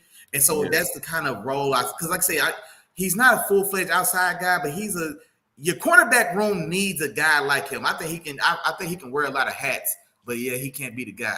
Dang, man, I thought you was gonna like Cam Smith. Let me see. I'm gonna tell you about a guy that has some edge, man. Let me go ahead and move on to my number 4, man. I'm gonna tell you about a guy that got some edge. You know what I'm saying? Out of Maryland, Deontay Banks, man. I love watching me some Deontay Banks, man. Deontay Banks, you talk about a guy that plays with edge. Don't let a wide receiver block him or touch him, man. I'm talking about he has the mentality of a guy that's got a little bit of the dog in him. You know what I'm saying? Mm-hmm. And that's what I like to see. And I think that's what you have to have, especially nowadays in the league. You know what I'm saying? To me, that goes a long way. And you'll notice as we go through my list, we may not have nothing the same. Maybe one person, but nothing else is maybe the same when I run down my list, Willie Jack. But I like to see guys with a little bit of dog in them. He has the speed. He has the size, 6 foot, you know what I'm saying? A 6 foot corner, 190 pounds or something like that. Let me see. I got you. 6 foot 192. 6'2", 205. If I had him listed at. Oh, I went off the combine stuff. Oh yeah, no, that's the most accurate. Yeah, sure. 6 foot 197 for Deontay Banks, man. Like I said, good size. He has great athletic ability. Runs a 4.3, and he has the type of athletic ability that can match him up with any receiver you put him in front of. You know what I'm saying? In terms of being able to stick with him. He can be lined up inside or outside, and that's what he brings to the table. He's a more than a willing tackler. You know what I'm saying? And it's a couple guys on this list, and we're going to get to him. I got some film I'm going to show y'all too, some beautiful film. But anyway, he doesn't spend a lot of time with blockers. He gets off those blockers willingly, gets in and out of there. But sometimes the thing with him is sometimes he'll rely a little bit too much on his athletic ability. You know what I'm saying? You see some guys where it's like, all right, man, I know I'm good. I can freestyle this and still be successful. I think he'll get away with those things at the college level. He won't get away with those at the next level. The guys are too good, man, and guys are going to be just as athletic as him, you know what I'm saying, but a little bit more skill. You know what I'm saying? Sometimes he also lets his eyes trick him a little bit, you know, and get him out of position. You know, so those were a couple of the things that I did not like when I watched him on film. But other than that, man, I loved it. I love watching him. He plays with. He has also one of those guys that got good instincts. When he sees a play, he goes and gets it. You know what I'm saying? He doesn't wait. He likes to be in the middle of it, be in the mix. So I love Deontay Banks, man. That's my number 4 guy. Man, I ain't gonna lie. I don't know because he's on my list as well. You want me to piggyback and knock it out before you do your 3, or you want me to come back to him after you do your 3? Is he your 3? He's my 3. Go ahead. Bro, I ain't gonna lie. Deontay Banks my favorite. Well, he's my second favorite corner. He's number 3 ranked, but he was my second favorite corner. And for everything, a lot of stuff you just said. And so a great height, weight, speed. I put that when I thought he was 6'2", 205, but yeah, at the combine he came in 6 foot 197. But still, 6 foot 200 pounds is good, still good size. If you got to be 6 foot, you want to be closer to 185, 200, especially in today's league. But he still does have good speed. Ran 4.35 or 4.36 at the combine, something like that. He is an ultra aggressive press man corner in my book. Yeah, buddy. He's got a great single and 2-hand jam. I really liked his Ohio State, there was good and bad in that Ohio State, but there's one play in the Ohio State game. He's on the near sideline of the film I saw, and gets his hand on receiver and takes the boy 6 yards out to the sideline. Or just, you know what I'm saying? Just like will get in the boy's chest. Very aggressive at the catch point. Now he's a guy that doesn't have a lot of, I guess, ball production as far as, you know what I'm saying, interceptions. He only got 2 career interceptions, but I think his speed. See, this is what I didn't like about Ringo. That's why I wasn't sure what Ringo was going to run. I feel like guys ran away from Keely Ringo, or he was always chasing. You know what I'm saying? Like, I feel like he was always chasing. Whereas I think Deontay Banks, he showed what I wrote down. He shows speed to carry routes across the field. For sure. So like he's still like you can't run away from him. So a deep dig, or you know what I'm saying, deep dig or drag that carries all the way across, like he can still maintain hip pocket coverage and then make a play on that ball when it gets there. Whereas a guy like Keely Ringo, who tests well with straight line speed, but he loses at the line with his short area quickness deficiency. So he's always chasing and trailing. And when I got 2 steps on you, that speed don't mean as much. But where I think he carries his speed across the field with him. I loved him all the way across the board as well. So he's excellent in press man. I think he's got good recognition in zone as well. And so he what we used to call midliner, what Coach Freeze called midline in that smash.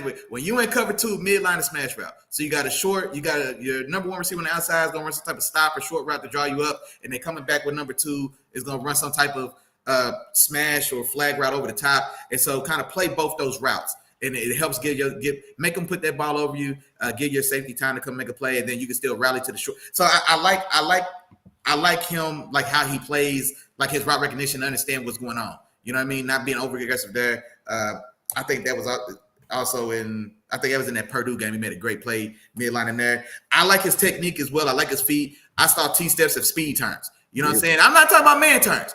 Yeah. That's different. Chop what I'm talking about. I'm talking about T-steps when he's breaking one step T-step and right back down the field. That's the difference between guys. Do you pitter patter? You take 3 steps to come back, or you put 1 T-step in the ground and get right back downhill, just like Chop said. He sees it to go, gets as well. Second best out of everybody I've seen as well. And then, like I said, using speed turns, man, that's a lost art. Guys don't use the speed turn as much as they probably should and need to. And I saw him make a speed turns as well. Also like him in the run game. He plays with leverage. He doesn't just rush in. He maintains leverage. He's a pretty sure tackler as well. Now, he's not necessarily got the bang or the boom as another guy we're going to talk about, but very capable in the run game. Good patience at the line of scrimmage. I loved everything about Deontay Banks. He's my second favorite corner. But like I said, man, I got him at number 3. I can't believe you got him at number 4. I can't believe you got him at number 4, man. So here's the thing. All right, who's your 3 now? Now I got to know. So my 3 is Christian Gonzalez, man. Christian Gonzalez is my number 3 out of Oregon. Okay. Now here's the thing about Christian Gonzalez, right? I think he has the best ball skills out of any of the guys in this draft. The best ball skills. I think he's the best cover guy. I'm talking about the smoothest feet, smoothest footwork, smoothest hips. Like, he has all of that going for him, you know what I'm saying, in terms of what he brings to the table. You know what I'm saying? He's a good size for NFL cornerback, 6'1", 197. Like I said, he's going to be your typical cover corner, you know what I mean? And you won't catch him out of position and in terms of his coverage, okay? Has good coverage instincts, you know, all those different things, all right?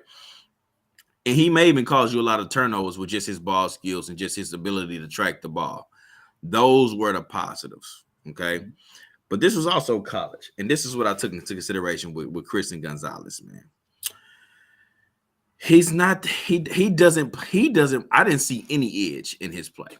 I didn't see him play with any edge, and in fact, when I seen him playing against Ohio State, I saw him getting bullied on a few of those plays by some of those receivers. You know what I'm saying? And that, to me, that's a no-go, especially when you go into the next level. If you're getting bullied, man. To me, the thing I thought was in his head, he's gonna be out of his game. He's not gonna be able to stay in his game because receivers is gonna come at you, man. You know what I'm saying? Imagine him lined up against a DK Metcalf. You know what I'm saying? You know, some of those guys that ain't playing down by down. That's what I kind of worry about with him. I'm not necessarily worried about him covering, but more so his want to, his go get itness. You know what I'm saying? That's what the biggest thing with me, and that's why I dropped him down to 3. I know he's number 1 on people's list. He's number 2. I haven't seen him drop below number 2 on anybody's list that I've looked at. But for me, I think that goes a long way. I'm talking about for playing the corner position. I know what it's like being on that island, and it ain't nobody but you and the guy that's across from you. You know what I'm saying? So if you're gonna sit up here and let guys take your lunch, man, and you're gonna be, allow guys to do that and get in your head like that, man, I don't know how much you're gonna be able to do or how much you're gonna be able to succeed, at that level. A guy like AJ Brown over there, talking that nonsense, talking that trash to you, like, hey, you finna get this business, bro. You know what I'm saying? And you've seen a little bit of that lack of competitiveness too. I think there was a play against, I don't know if it was against Ohio State or who it was against. It was a jump ball. He was there in position, but the guy just wanted it more. You know what I'm saying? And just think about it, the next level, everybody's gonna want it more. So that was the only thing about his game that I didn't like. Everything else I feel like was almost flawless. You know what I'm saying? But to me, that was enough to take him down a couple notches versus, where he falls on a lot of other people's lists. No, and see, this ties in perfectly with me because he's my number 2 one. And so we're moving right along. So I get everything you're saying, but his good is probably the best at anybody in college football. You know what I mean? Like the things he does, because I think he's prototypical as far as the size. They had him listed at 6'2", 200. I guess at the combine he comes in closer to 6'1", 197, 6'1", 200. So, but great height, weight, speed, ran 4.3, near 6'2", 200 pounds. So all that's there. Excellent ball skills. Sure. Just like Chop said as well, man. Truly excellent ball skills. Man, when the ball's in the air, if it's one-on-one, the ball's in the air, man, like I said, that's the drawback about it is, like I say, he can be out physical at the catch point. There is no element of physicality to his game at this point, to what Chop's saying. But we're going back to the good first. So I definitely put height, weight, speed, excellent ball skills, just smooth. He's smooth. He's fluid. Like he moves gracefully. You know what I mean? Like he looks like an antelope or a gazelle. You know what I'm saying? Running out there. You know what I'm saying? Everything's smooth. Everything's easy. No, you're not gonna run by me, sir. I'm not gonna break a sweat. I'm not gonna break a sweat while I'm staying in your hip pocket, and then I'm going to get the ball. You know what I mean? Like that's scheme versatile. I love him at the line of scrimmage, and for a different reason. Not that he's overly physical, but he's got excellent patience, and so he's not like he's a good press corner, but in a different way. So he's not necessarily jumping in your chest, but he can be right up there, right in your grill. I can wait on you to make your move. No, sir, you're not going to run by me. You know what I'm saying? Like, and so I love him at the line. I like him in off coverage as well. And then, like I said, I don't see any reason why he can't be an adequate in zone as well. I just don't see what he can do. Just pure cover corner, man. And then and you know what? I think that game you were talking about, it was a Georgia game where he's right there. That's exactly it. Because I wrote that one down as well. Just no physicality at the catch point. Just got big boy. You know what I'm saying? Just got big boy at the catch point. But then the things, and then also in that game as well, man, he got mugged. Man, he struggled. He couldn't disengage from receivers. You know what I'm saying? In the run game, he made a play, a tackle at the goal line. The goal line, yeah. Yeah, but other than that, man, he got mugged all day. As far as covering, he can cover. He can cover. But this is the thing I wrote about him as well. He's only 20 years old. The man can't buy his own drinks. You know what I mean? If this is where we starting at 20, I'm taking that upside all day long. You know what I'm saying? Like I'm taking, because he's 20 years old. He's 197. He could put another 5 pounds of muscle. By the time in 3 years he'll be 23. Think about that, bro. In 3 years he'll be 23. He'll have another 5-7 pounds of muscle on his frame at this point too, bro. He's got the makings of a monster. You know what I'm saying? Like he's a baby monster right now. You know what I'm saying? Like he's a puppy dog that's gonna grow into Cujo. You know what I'm saying? That's what he could be. You know what I mean? So for all the upside, and then like I said, if he don't do nothing else, if he can't do nothing else but show up and line up across number 1, I take that out the gate as a rookie out the gate, 20-year-old rookie out the gate, because I'll put him on DK. You know what I'm saying? I'll put him on AJ Brown, and like I said, now they better get in his head. They better rough him up because you're not gonna lose him. You're not gonna shake him. You know what I'm saying? You're not gonna do anything of that sort. You know what I'm saying? He's gonna be right there in position, and you know what I'm saying? You got to be in the pocket to make a play first. He could be in the pocket. Now, if he makes the play at the catch point, especially with those two guys as physical and as aggressive as they are, especially at the point they're catching the ball, that's another set of issues. But be there first. do the first thing first. Can you go out there and cover him first? Yeah. All right, we can work on the rest of it. You know what I'm saying? So yeah, I got him at number 2. Okay. Yeah. So now who's your 2? Oh, I know who your 2 is. Yeah, this is gonna make sense. Okay, yeah. I gotta know who your 2 is, or unless you got some type of curveball coming. Who is my number 2 then? I wouldn't. Well, it's on you to go because I just did my number 3 and number 2. I'm going Penn State, man. Yeah, that's what I figure. Yeah, I'm going my Penn State guy, man. Joey Porter, man. I love some Joey Porter, dog. I love. You know who he reminds me of when I watch him play and his length and how he plays, man. Say it, but I think I know who you're gonna say. Go ahead, say it. Nnamdi Asomugha. Oh, I did not see that. That's who he reminds me. Who did you think I was gonna say? Honestly, no. Well, you know what? For a quick second, don't ask me why. I thought you was gonna say Richard Sherman, but no, I didn't see Nnamdi come. I'll tell you who he reminds me of in a minute. But Nnamdi Asomugha, man, I really love Joey Porter because he's a true press man cover, and he's a big corner too, a long corner. You know what I'm saying? Joey Porter, 6'2", 193, man, great size for a corner. And when you watch him play, man, it's not that he's just overly like a super duper technician or anything. And not like he has super duper ball skills, but he will not let you catch the ball. I'm talking about it doesn't matter if he's on you or near you, you're probably not going to catch it because he's so long and he can deflect balls from so many different angles. You know what I'm saying? I've seen him guarding a guy on a slant route, you know what I'm saying, come across easily without even having to put his arm around for the tackle. You usually secure the tackle with the right arm, you swipe with the left. You know what I'm saying? Vice versa. He just coming around, reaching over guys. Back down, back down, back that down, back that down. Even slightly out of position. Nope, let me get that. Get that out of. Like, it's almost like Mutombo at the rim. You know what I'm saying? Anything coming in his vicinity, he batting it down. He's not getting, like I said, not getting a lot of those picks, but he's the type, like you talked about with Jalen Ramsey, not saying he's like Jalen Ramsey, but he's saying he's not letting you catch the ball. He don't want you to get a catch on him. You go watch the Ohio State film. You watched all the he erased Olave, he erased Marvin Harrison, he erased not Mike Wilson. What's the guy for the Jets now? Garrett Wilson. Garrett Wilson erased every last one of them, man, with his length and his ability to just stick with those guys. He's decent. He has decent athletic ability. Jump a 40-inch vert, and he only ran a 4.4, so he has a solid speed. You know what I'm saying? Not the top of the line speed, but fast enough to get the job done. And he just smothers. Did he get into the 4.4s? Or no, yeah, I guess like a 4.48. Yeah, he was a 4.4 something. 4.47, 4.48.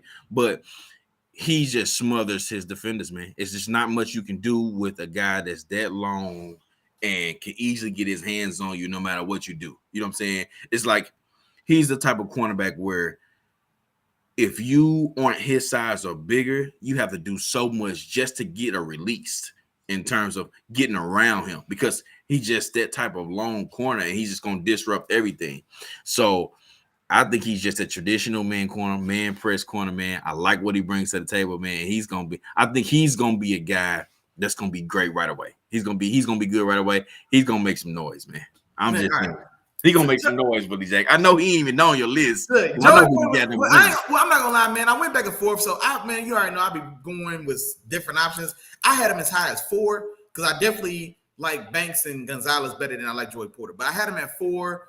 I've had him at 4 or 5. So, like my 4, 5, 6, man, I've rotated him, Manuel Forbes, and Cam Smith. And so there's things that I definitely like about Joey Porter. And advantages that he has on those other two guys is size is a skill. 6'2", 195, and a legit 6'2", 195. Yeah, you know he's super tall. He's super long. He is super aggressive. He's super handsy. He's super strong at the line of scrimmage. But I think he's limited. I think he is so schemed. He can't play in any other scheme. In those same games, like, bro, he can't play zone coverage. Really? He is terrible. He's terrible. He's terrible. I hate looking at him in zone coverage. Bro, I do see what you're saying, especially in that Ohio State game, man, where it's probably he did have a very good game. But I think he's purely an outside corner. He's purely a press man because he can't be off. I don't like him in off. He ran around roughly a 4.5, which is what he looks like because he is limited. He doesn't have good field speed, and so if he doesn't he's press dependent. And so difference between a guy like him and Deontay Banks or him and Christian Gonzalez, if he doesn't get them hands on you, he's dead. I don't like him unless it's a vertical route. He carries vertical routes and he can use his length, especially at the catch point. And so if you're going vertical, and then with his length, he can carry the route and make a play at the catch point. But man, I didn't, man. What did I say here? Yeah, definitely didn't see the ball skills as far as say he didn't have many interceptions. I think one of the films I watched against Purdue, he drops a pick six. Like I said, like in the Michigan game, these are the two games I highlighted: Michigan and Purdue. If he misses if he can't get his hands on you at the line of scrimmage, he is food. It was a guy on Purdue. He's not getting drafted until day 3. I want to say Purdue had this dude, Charlie Joyner, I think is his name. I had to go back and look at him because he played Joey Porter, he played against Deontay Banks, and he played against 3 of this year's like top safeties. They played Purdue, and so I've seen him a lot, and I've seen him getting busy. Like I seen him working. I'm not even talking. Maybe every pass wasn't a catch or a ball that went to him, but I just see him out there working it, and he's one of the guys that I feel like if he's getting the ball, if Purdue had a guy to get the ball, if he's getting the ball, he could have had a day against Joey Porter. But I don't like his hips. I think he's stiff. That's what it is. He's stiff. He's got to get his hands on you. He's got trouble with just quickness. That's what I put. He freelances in zone because I didn't like. And you know that's why I compared him to Nnamdi because Nnamdi was stiff. Nnamdi was like that. Exactly. And see how Nnamdi was so limited when Nnamdi got out that Oakland system, went to the Eagles, and they asked him to do anything else. It was almost a disaster. Like it's so he does one thing well. He's a guy like where I said a guy like Cam Smith he may not have any A's, but he's got a report card full of B's. Joey Porter has 1 A+, and then he's got a lot of C's and D's for me. You know what I'm saying? Like I like I say, if he doesn't get his hands on, and then even with his jam, sometimes he was jammed with the wrong arm. You know what I'm saying? Like, you know what I'm saying? Like I was sitting on, bro. Like I was like, and then he held on. It was one rep. It might have been in the Ohio State game. Receiver takes an outside release. Chop will tell you, outside release, inside jam, because now I want to turn into him. You know what I'm saying? And I can play the ball with you. He jams outside. He stumbles back. I call it a jam. He grabs him. And then he grabs him and holds on and runs with him for 15 yards with his hand on there. It's not like I'm like, man, hold on, man. That's like I see tons of penalties coming his way unless he cleans that up. And this is who he remind me of because he's been the guy that's been attached to my Steelers in the draft process. He reminds me of a slower Ike Taylor because Ike Taylor was super physical. He was super handsy. He didn't have ball skills, but if Ike Taylor could catch the ball, he'd be considered a better corner than he is. But he just had terrible hands. You know what I'm saying? Just didn't have hands. But he was a guy that he wins by being physical and knocking the ball out your hands at the catch point and things like that. So that's how he wins. But Ike Taylor ran 4.3, like 4.3 nothing coming in. You know what I'm saying? He was a supreme athlete, 40 inch vertical and ran like 4.32 or something like that. He's a slower, that style of player where I don't think he'll ever be a guy that necessarily is going to turn the ball over. But if you're in a scheme where you don't ask him to do nothing else but line up nose to nose and put your hands on him, then he has a chance to be really, really special and really aggressive. But I just don't think he does anything else. I don't like his hips. I don't like his footwork. Even his jam is messy. He worries me the most. He worries me the most. Or at least for me, man. But I see the things that you're talking about, and everybody, the NFL loves him. He's in talk to be one of the top 3 corners. You know what I'm saying? Like some teams even still have him number. I've seen him listed as high as number 1 on. They're saying he's number 1 on a lot of boards as far as the corner position because he's got the size advantage on a guy. I assume we both got a number 1 and all of that. But man, he's the one that worries me, man. That's the one I feel is. I don't necessarily think it's gonna be a bust, but I don't know if he ever gets to that high side that's being talked about. Just for me, man. That's why I end up even in this one, man. Like I said, I've had him as high as 4, 5, and 6. I've rotated. I left him out in this one because I think he's so dependent. Like he's scheme dependent.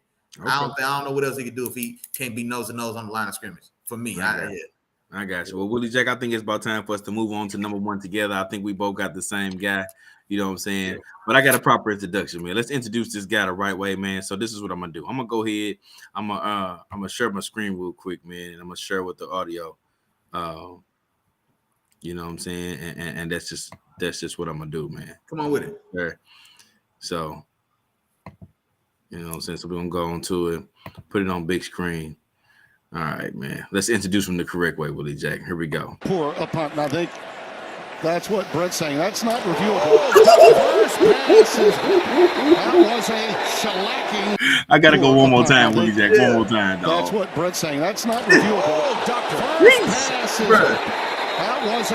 Let me tell you what's so impressive about that. Oh, hold on. Let me tell you what's so impressive about that. He wasn't at the line of scrimmage. He was off. He was sitting at 8 yards. He was sitting at 8 yards. And he's breaking on that when the running back's running the swing. Because you know what I'm saying? Like the running back runs, he's already coming. He's already coming from 8. He may have been, he's already coming from at least 8 yards. Yeah, he's about 8 yards off. And here's the thing. The thing is, and this is one thing I like about it too, because it's more than just the play that we see. Okay. First off, it lets me know that he's a student of the game. He studies because there's no way before the quarterback gets this ball that if you haven't been studying, you don't know. Like everybody else is just playing. Like you see the inside corner, the outside linebacker creeping out. They are playing coverage. Devin Witherspoon is already running full speed because he knows who's getting this ball. He knows what's about to happen. So he has a highlight play. And that just lets me know all of that. He's sitting here at the bottom, just like, okay, I've seen this on film. I know what's going to happen. It's about to be a swing to this running back, and I'm about to give him everything he wants. He's hungry. He needs lunch. I'm about to give him his lunch right here, and he makes a beautiful play on this ball. That's what Brett's saying. That's not reviewable. First passes. And this is the thing. Well, don't play it no more because they flagged the video. But here's the thing about that. This is the reason I love that play for one. Because like I said, man, I think I made a video, man. First lines of what I put on this guy was fiery alpha attitude and intensity. That's the first line that I wrote. He's a talker. You know what I'm saying? Like you'll see him, he makes a play, you gonna know he made that play, your coach gonna know he made that play, anybody watching the game gonna know he made that play, and that you can't do nothing with him. You know what I'm saying? Like he definitely brings wood, excellent form tackler. You know what I'm saying? I'm like a lot of times the tackling technique for corner, they call it like knifing. You know what I'm saying? Knife a guy's legs at. Man, he's teeing some boys up. You know what I'm saying? Like he's got shots, he's teeing up, he's rapping, he's bringing his head across. You know what I'm saying? Inside and outside ability as well. True cat coverage. This guy. Like this is a guy today. It don't matter what anybody else does. 10 guys are gonna be running one coverage. You're following AJ Brown all day today. You know what I'm saying? Like he's that type of player for what I see, man. But here's the difference in a guy like him and a guy like Joey Porter. He's not like bump dependent. Like he can find success without getting his hands on you. You know what I'm saying? So I like him in off as well because he's got the best instincts that we've seen this side of, man, I could throw a lot of names, but like I said, click and close. See it and go. Trust what I see and go. What worries me about, as exciting as that play was, it worries me because he's going at the snap. And so then I'm thinking, okay, well, how many blitz packages have you blitz your field corner? It was opposite hash. He's the field corner at 8 yards. You don't call that blitz. It wasn't a blitz. That's what I'm saying. No, that's the point I'm saying. Because he went at the snap. And so then I'm trying to think like, okay, film study. Well, it's 1st and 10. They're at the 50-yard line. I don't know what type of trait or tendency you pick up on 1st and 10 at the 50. So I'm like, I don't even know if that was necessarily film that tells me I can go on the field side, 3 receiver side. I'm triggering from 8 yards at snap to go make that play. There's no I can't think of a really reasonable explanation how he even made that play. You know what I'm saying? Like you know who made plays like that? And I hate saying this, I'm not, you know what I'm saying, whatever. Guys that made plays like this, you just shouldn't be there and you're there making a play. That's Troy Polamalu. For no reason at all, Troy, in playing single high, should you be making that tackle? You know what I'm saying? You shouldn't be the guy making that tackle. You know what I mean? Or if it's cover 4 shell or whatever. Like you shouldn't be the guy. Like what are you doing here? Like there's no reason he should have been there. That's crazy. It was crazy seeing that. Elite tier 1 bursting acceleration. Like I said, it's click click and close, excellent route recognition. I think he tried. I feel like I've seen him try to bait quarterbacks and then use his speed or use his burst to beat a receiver to the spot or to close. I wasn't sure quite how big he was. Like he's listed 6 foot 180. I don't know what he officially measured in at the combine. It was around it. It was I didn't know if he was actually 5'11", 181. Okay, 5'11". Okay, yeah, that's what I was gonna say. Because on my notes, I was like, man, is he 6'4" or is he 5'10"? And so that's what kind of worried me. And that's what kind of was the difference when I was going back and forth with number 1 and number 2, is because it's hard to have a guy 5'10", number 1, especially in this league, man, where guys that are 6'4" running 4'3" are falling off trees. And so you know what I mean? It's just hard to stay outside at that type of size. And so 5'11", but this is the player. Watching him make plays like that, I compared him to Earl Thomas. He runs the alley. He fills alleys like Earl Thomas. Now, the difference is Earl Thomas was 5'10", 205 pounds, 5'10", and he was coming from 15 yards and came with some steam and momentum. This is a corner. This is a 5'11", 180-pound corner that attacks the run game, attacks run alleys with that type of intensity, and then that type of pop and bang when he gets there. You know what I'm saying? And so I absolutely love this kid. Him and Deonte Banks are my 2 favorite corners. Him, Deonte Banks, and Christian Gonzalez, my top 3 guys. I think these are guys. Him and Christian Banks could be in the top 10 for me for sure. Deonte Banks, the guy that I'm comfortable in the top 15. You know what I mean? And then even Cam Smith, I'm comfortable in the first round. Joey Porter, I am comfortable in the first round. For me, like I say, I think Keely Ringo's a guy. He probably goes second round. But if I looked at his film, man, I get more third round developmental free safety vibes, but he'll probably go in the second, man, he may go in the first, but for me, I put a second round grade on him for what I see on the film. But no, love Devin Witherspoon for sure. For sure. And I like a lot of what you said too, Willie Jack, or just about everything that you said. And you said your first things was when you put out your notes. My first notes was a baller. He got that dog. It was a baller. He got that dog at him. It was the first things that I seen, and it jumped off the screen. You know what I'm saying? And it was so crazy because I felt like I was watching a highlight tape of just his regular game film against Michigan. I don't know if anybody ever got a chance to see that, but I watched this game film against Michigan, and it looked like I was watching a highlight tape. I was like, yeah, this dude is for real. You know what I'm saying? And I was like, all right, let's see what he do against some of these other games. In every game, it was almost the same in terms of his intensity, what he did, how he was locking down receivers. And he was one of those cornerbacks that's a jack of all trades. You know what I'm saying? Like I said, you can tell he studies the game. You know what I'm saying, when you watch him. Okay size corner, so a little bit smaller, but he is that playmaking style of corner. You know what I'm saying? He's gonna be in the mix. You're not drafting him to not be around the ball. He's gonna be around the ball. Oh yeah, and 60-70% of the time, even with him being a corner. You know what I'm saying?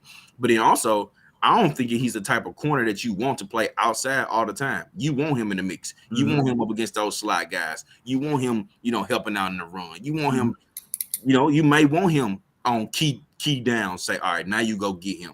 Now you go get him on this 3rd and 8. So you can go guard him. I put the same thing inside and outside. Yeah. You know what I'm saying? So he can play just about everywhere. He can do so many different things. You know what I'm saying?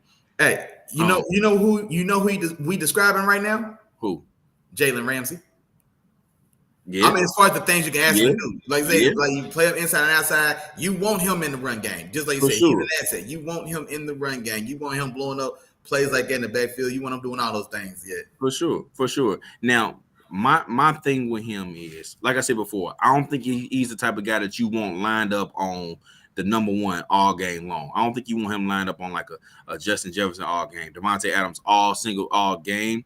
You know what I'm saying? Because they can take him out of his element. They can take him out of what he's the best at. You know what I'm saying? Not saying that he's not one of the better cover guys, but I'm just saying I don't know if you necessarily would want him to do that, depending on the scheme that you want him in. So it's that. And then the only other thing I saw is, 2 other things that I saw in regards to his game, which are I ain't not gonna call them knocks, but things that other players have a little bit better than him. I think he's not the best athlete. He's a good athlete, but I don't think he's the best athlete. And then I think sometimes he can be a little handsy at times in his coverage. You know what I'm saying? And I think that'll change. I think they'll allow you to be a little bit more physical just in your coverage in college than they do. You full out grabby in college. You know what I'm saying? So, he's going to have to let up on that and learn to play without as much of that. But other than that, man, hey, this is a guy you bringing in day one. He is a instant playmaker. He's gonna make an instant difference for your defense. You can count on him to be there, to study, to do all the things he needs to do. And when it's time for him to make a play, you're gonna get some plays from him. So for me, Willie Jack, going back to your Steelers, I don't know if they necessarily need to get Slay, because I feel like with y'all at the 17th overall pick, there's a lot of corners out there to choose from, man. But that's the thing. At 17, the top 3 guys for me are the guys worth like a top 20 pick. You know what I mean? I think that's the first tier. And I think Devin Witherspoon and Christian Gonzalez, they'll be gone. No, I don't expect both. I think both of them are going top 10. That's what I said. They probably go. I think both of them go top 10. I don't think either of them would make it past Philly, because you know what I'm saying. Philly, they bring back Bradbury, but you're losing Slay, and then the rest of that corner room, Chauncey Gardner-Johnson is probably gone, who was like a combo safety nickel for you. Avonte Maddox ain't nobody special anyway. So I don't think either of those 2 guys make it past 10 to Philly, depending on how the board falls. And so the next guy's Deonte Banks, but I don't see Deonte Banks getting past Washington at 16 right in front of us, who also needs corner help, and he's the next guy. And so that's where, for me, the guys that I would want at 17, I would rather get a corner at 32 if it's not going to be one of those 3 guys, because then it's the next tier. So if I got to go to the next tier of player, I'd rather pick a tier 1 player from another position group rather than a tier 2 player from you know what I'm saying? I don't want to, because then you get caught drafting on specific need instead of best player available. You know what I'm saying? So at 17, I want one of those 3 guys. And then if I can't get one of them 3, I'd rather see which one of those guys makes it to 32 and get that guy, and then maybe get a tier 1 guy at another position. Gotcha. Yeah. All right, Willie Jack. Well, let's run through the list one more time, man. Run through your guys, man. Let me know who was your 5 through 1, man, and I'll come right back to you. I got you, man. So number 5, man, and like I said, man, my 4, 5, 6, man, I rotated today, man. I set it on Emmanuel Forbes. I wrote down Sanders. That's terrible. Emmanuel Forbes, Cam Smith, Deonte Banks, and then my top 2, Christian Gonzalez and Mr. Devin Witherspoon. And then, man, like I said, man, my bonus guy, Joey Porter. Joey Porter for me, man, there's a lot that I like there. But like I said, he's right in that mix at 4, 5, 6 for me, man. But he didn't make the 5 for me today. Gotcha. My I guess I start off with my bonus guy. My bonus guy was Emmanuel Forbes. He was my guy that didn't quite make it on this list. But my number 5, I went to Keely Ringo. I went Deonte Banks at 4. Then I went Christian Gonzalez at 3, Joey Porter at 2, and I went with Devin Witherspoon at number 1, man. So that's what it is. And that's it. That's all, Willie Jack, man. That's all. We saw we conquered, big dog. Did what we had to do, man. And man, a lot of news today for sure. And honestly, man, I mean, we got a little bit of a late start too, trying to sort out all the news, man. Apologies for that for y'all, but yeah, man. A lot of news today, man. A lot of big stuff. Like I said, free agent frenzy is definitely in full effect, man. So we'll try to stay up to date on that. Man, other than that, man, y'all know what's going on, man. We knocked them corners out, man. We will be back, man, Wednesday, 7 o'clock. You know what's going on, man. We in draft mode, man. Ain't no watches on Wednesday because we ain't got nobody nowhere to be in here kicking flavor with our dogs, man. Man, shout out to the 3 amigos. Like, share, subscribe, man. The members was in the building, man. Quick rundown for y'all boys real quick, man, before we get out of here, man. The home team was in the building, man. Miles and sisters came through. Appreciate y'all. Man, our dog Coop was in the building, man. Our dog Miles, our dog Tom was in the building, man. Our dog Kevin from Real Deal STL Sports is in the building, man. Our dog Jeff Walker was in the building, man. No balls, no glory. Nah, that ain't Jeff. No, that ain't Shout out to No Balls, No Glory. Shout out to y'all boys as well. Anyway, man. Man, other than that, y'all know what's going on, man. Say it with me at home if you're still here, man. If I forgot to say your name, you can charge it to my head, man. Don't charge it to my heart. You know we thinking about your big dog. We appreciate all the love and support, man. Wednesdays we back, man. We in full effect. We in draft season, man. We in draft mode. You know what I'm saying? Man, right here on the spot, Chop, man. Next week, man, what you think? We let's go back offense, man. Let's go back to offense, and I'll let you call it, man. You want to do receivers, or you want to do? I'm trying to think of the top position groups. Receivers is interesting. The O-line class is interesting. So since we did corners, let's go with the guys that they'll be guarding, man. Let's go opposite them. Let's go receiver, and then we will, of course, like on the spot, we're gonna do it again next week. We'll pick the next week. So, boom. Hey, there it is, man. Tune in next week, man. Wednesday, 7 o'clock, man. We'll break down the top 5 receivers, man, and go over what we see. And I'm sure we'll have more news as well, man. Other than that, man, y'all know what's going on, man. We appreciate the love, support. We will be back, man, next Wednesday, 7 o'clock. Holla at your dogs. Y'all be safe, be smooth. Peace. Peace.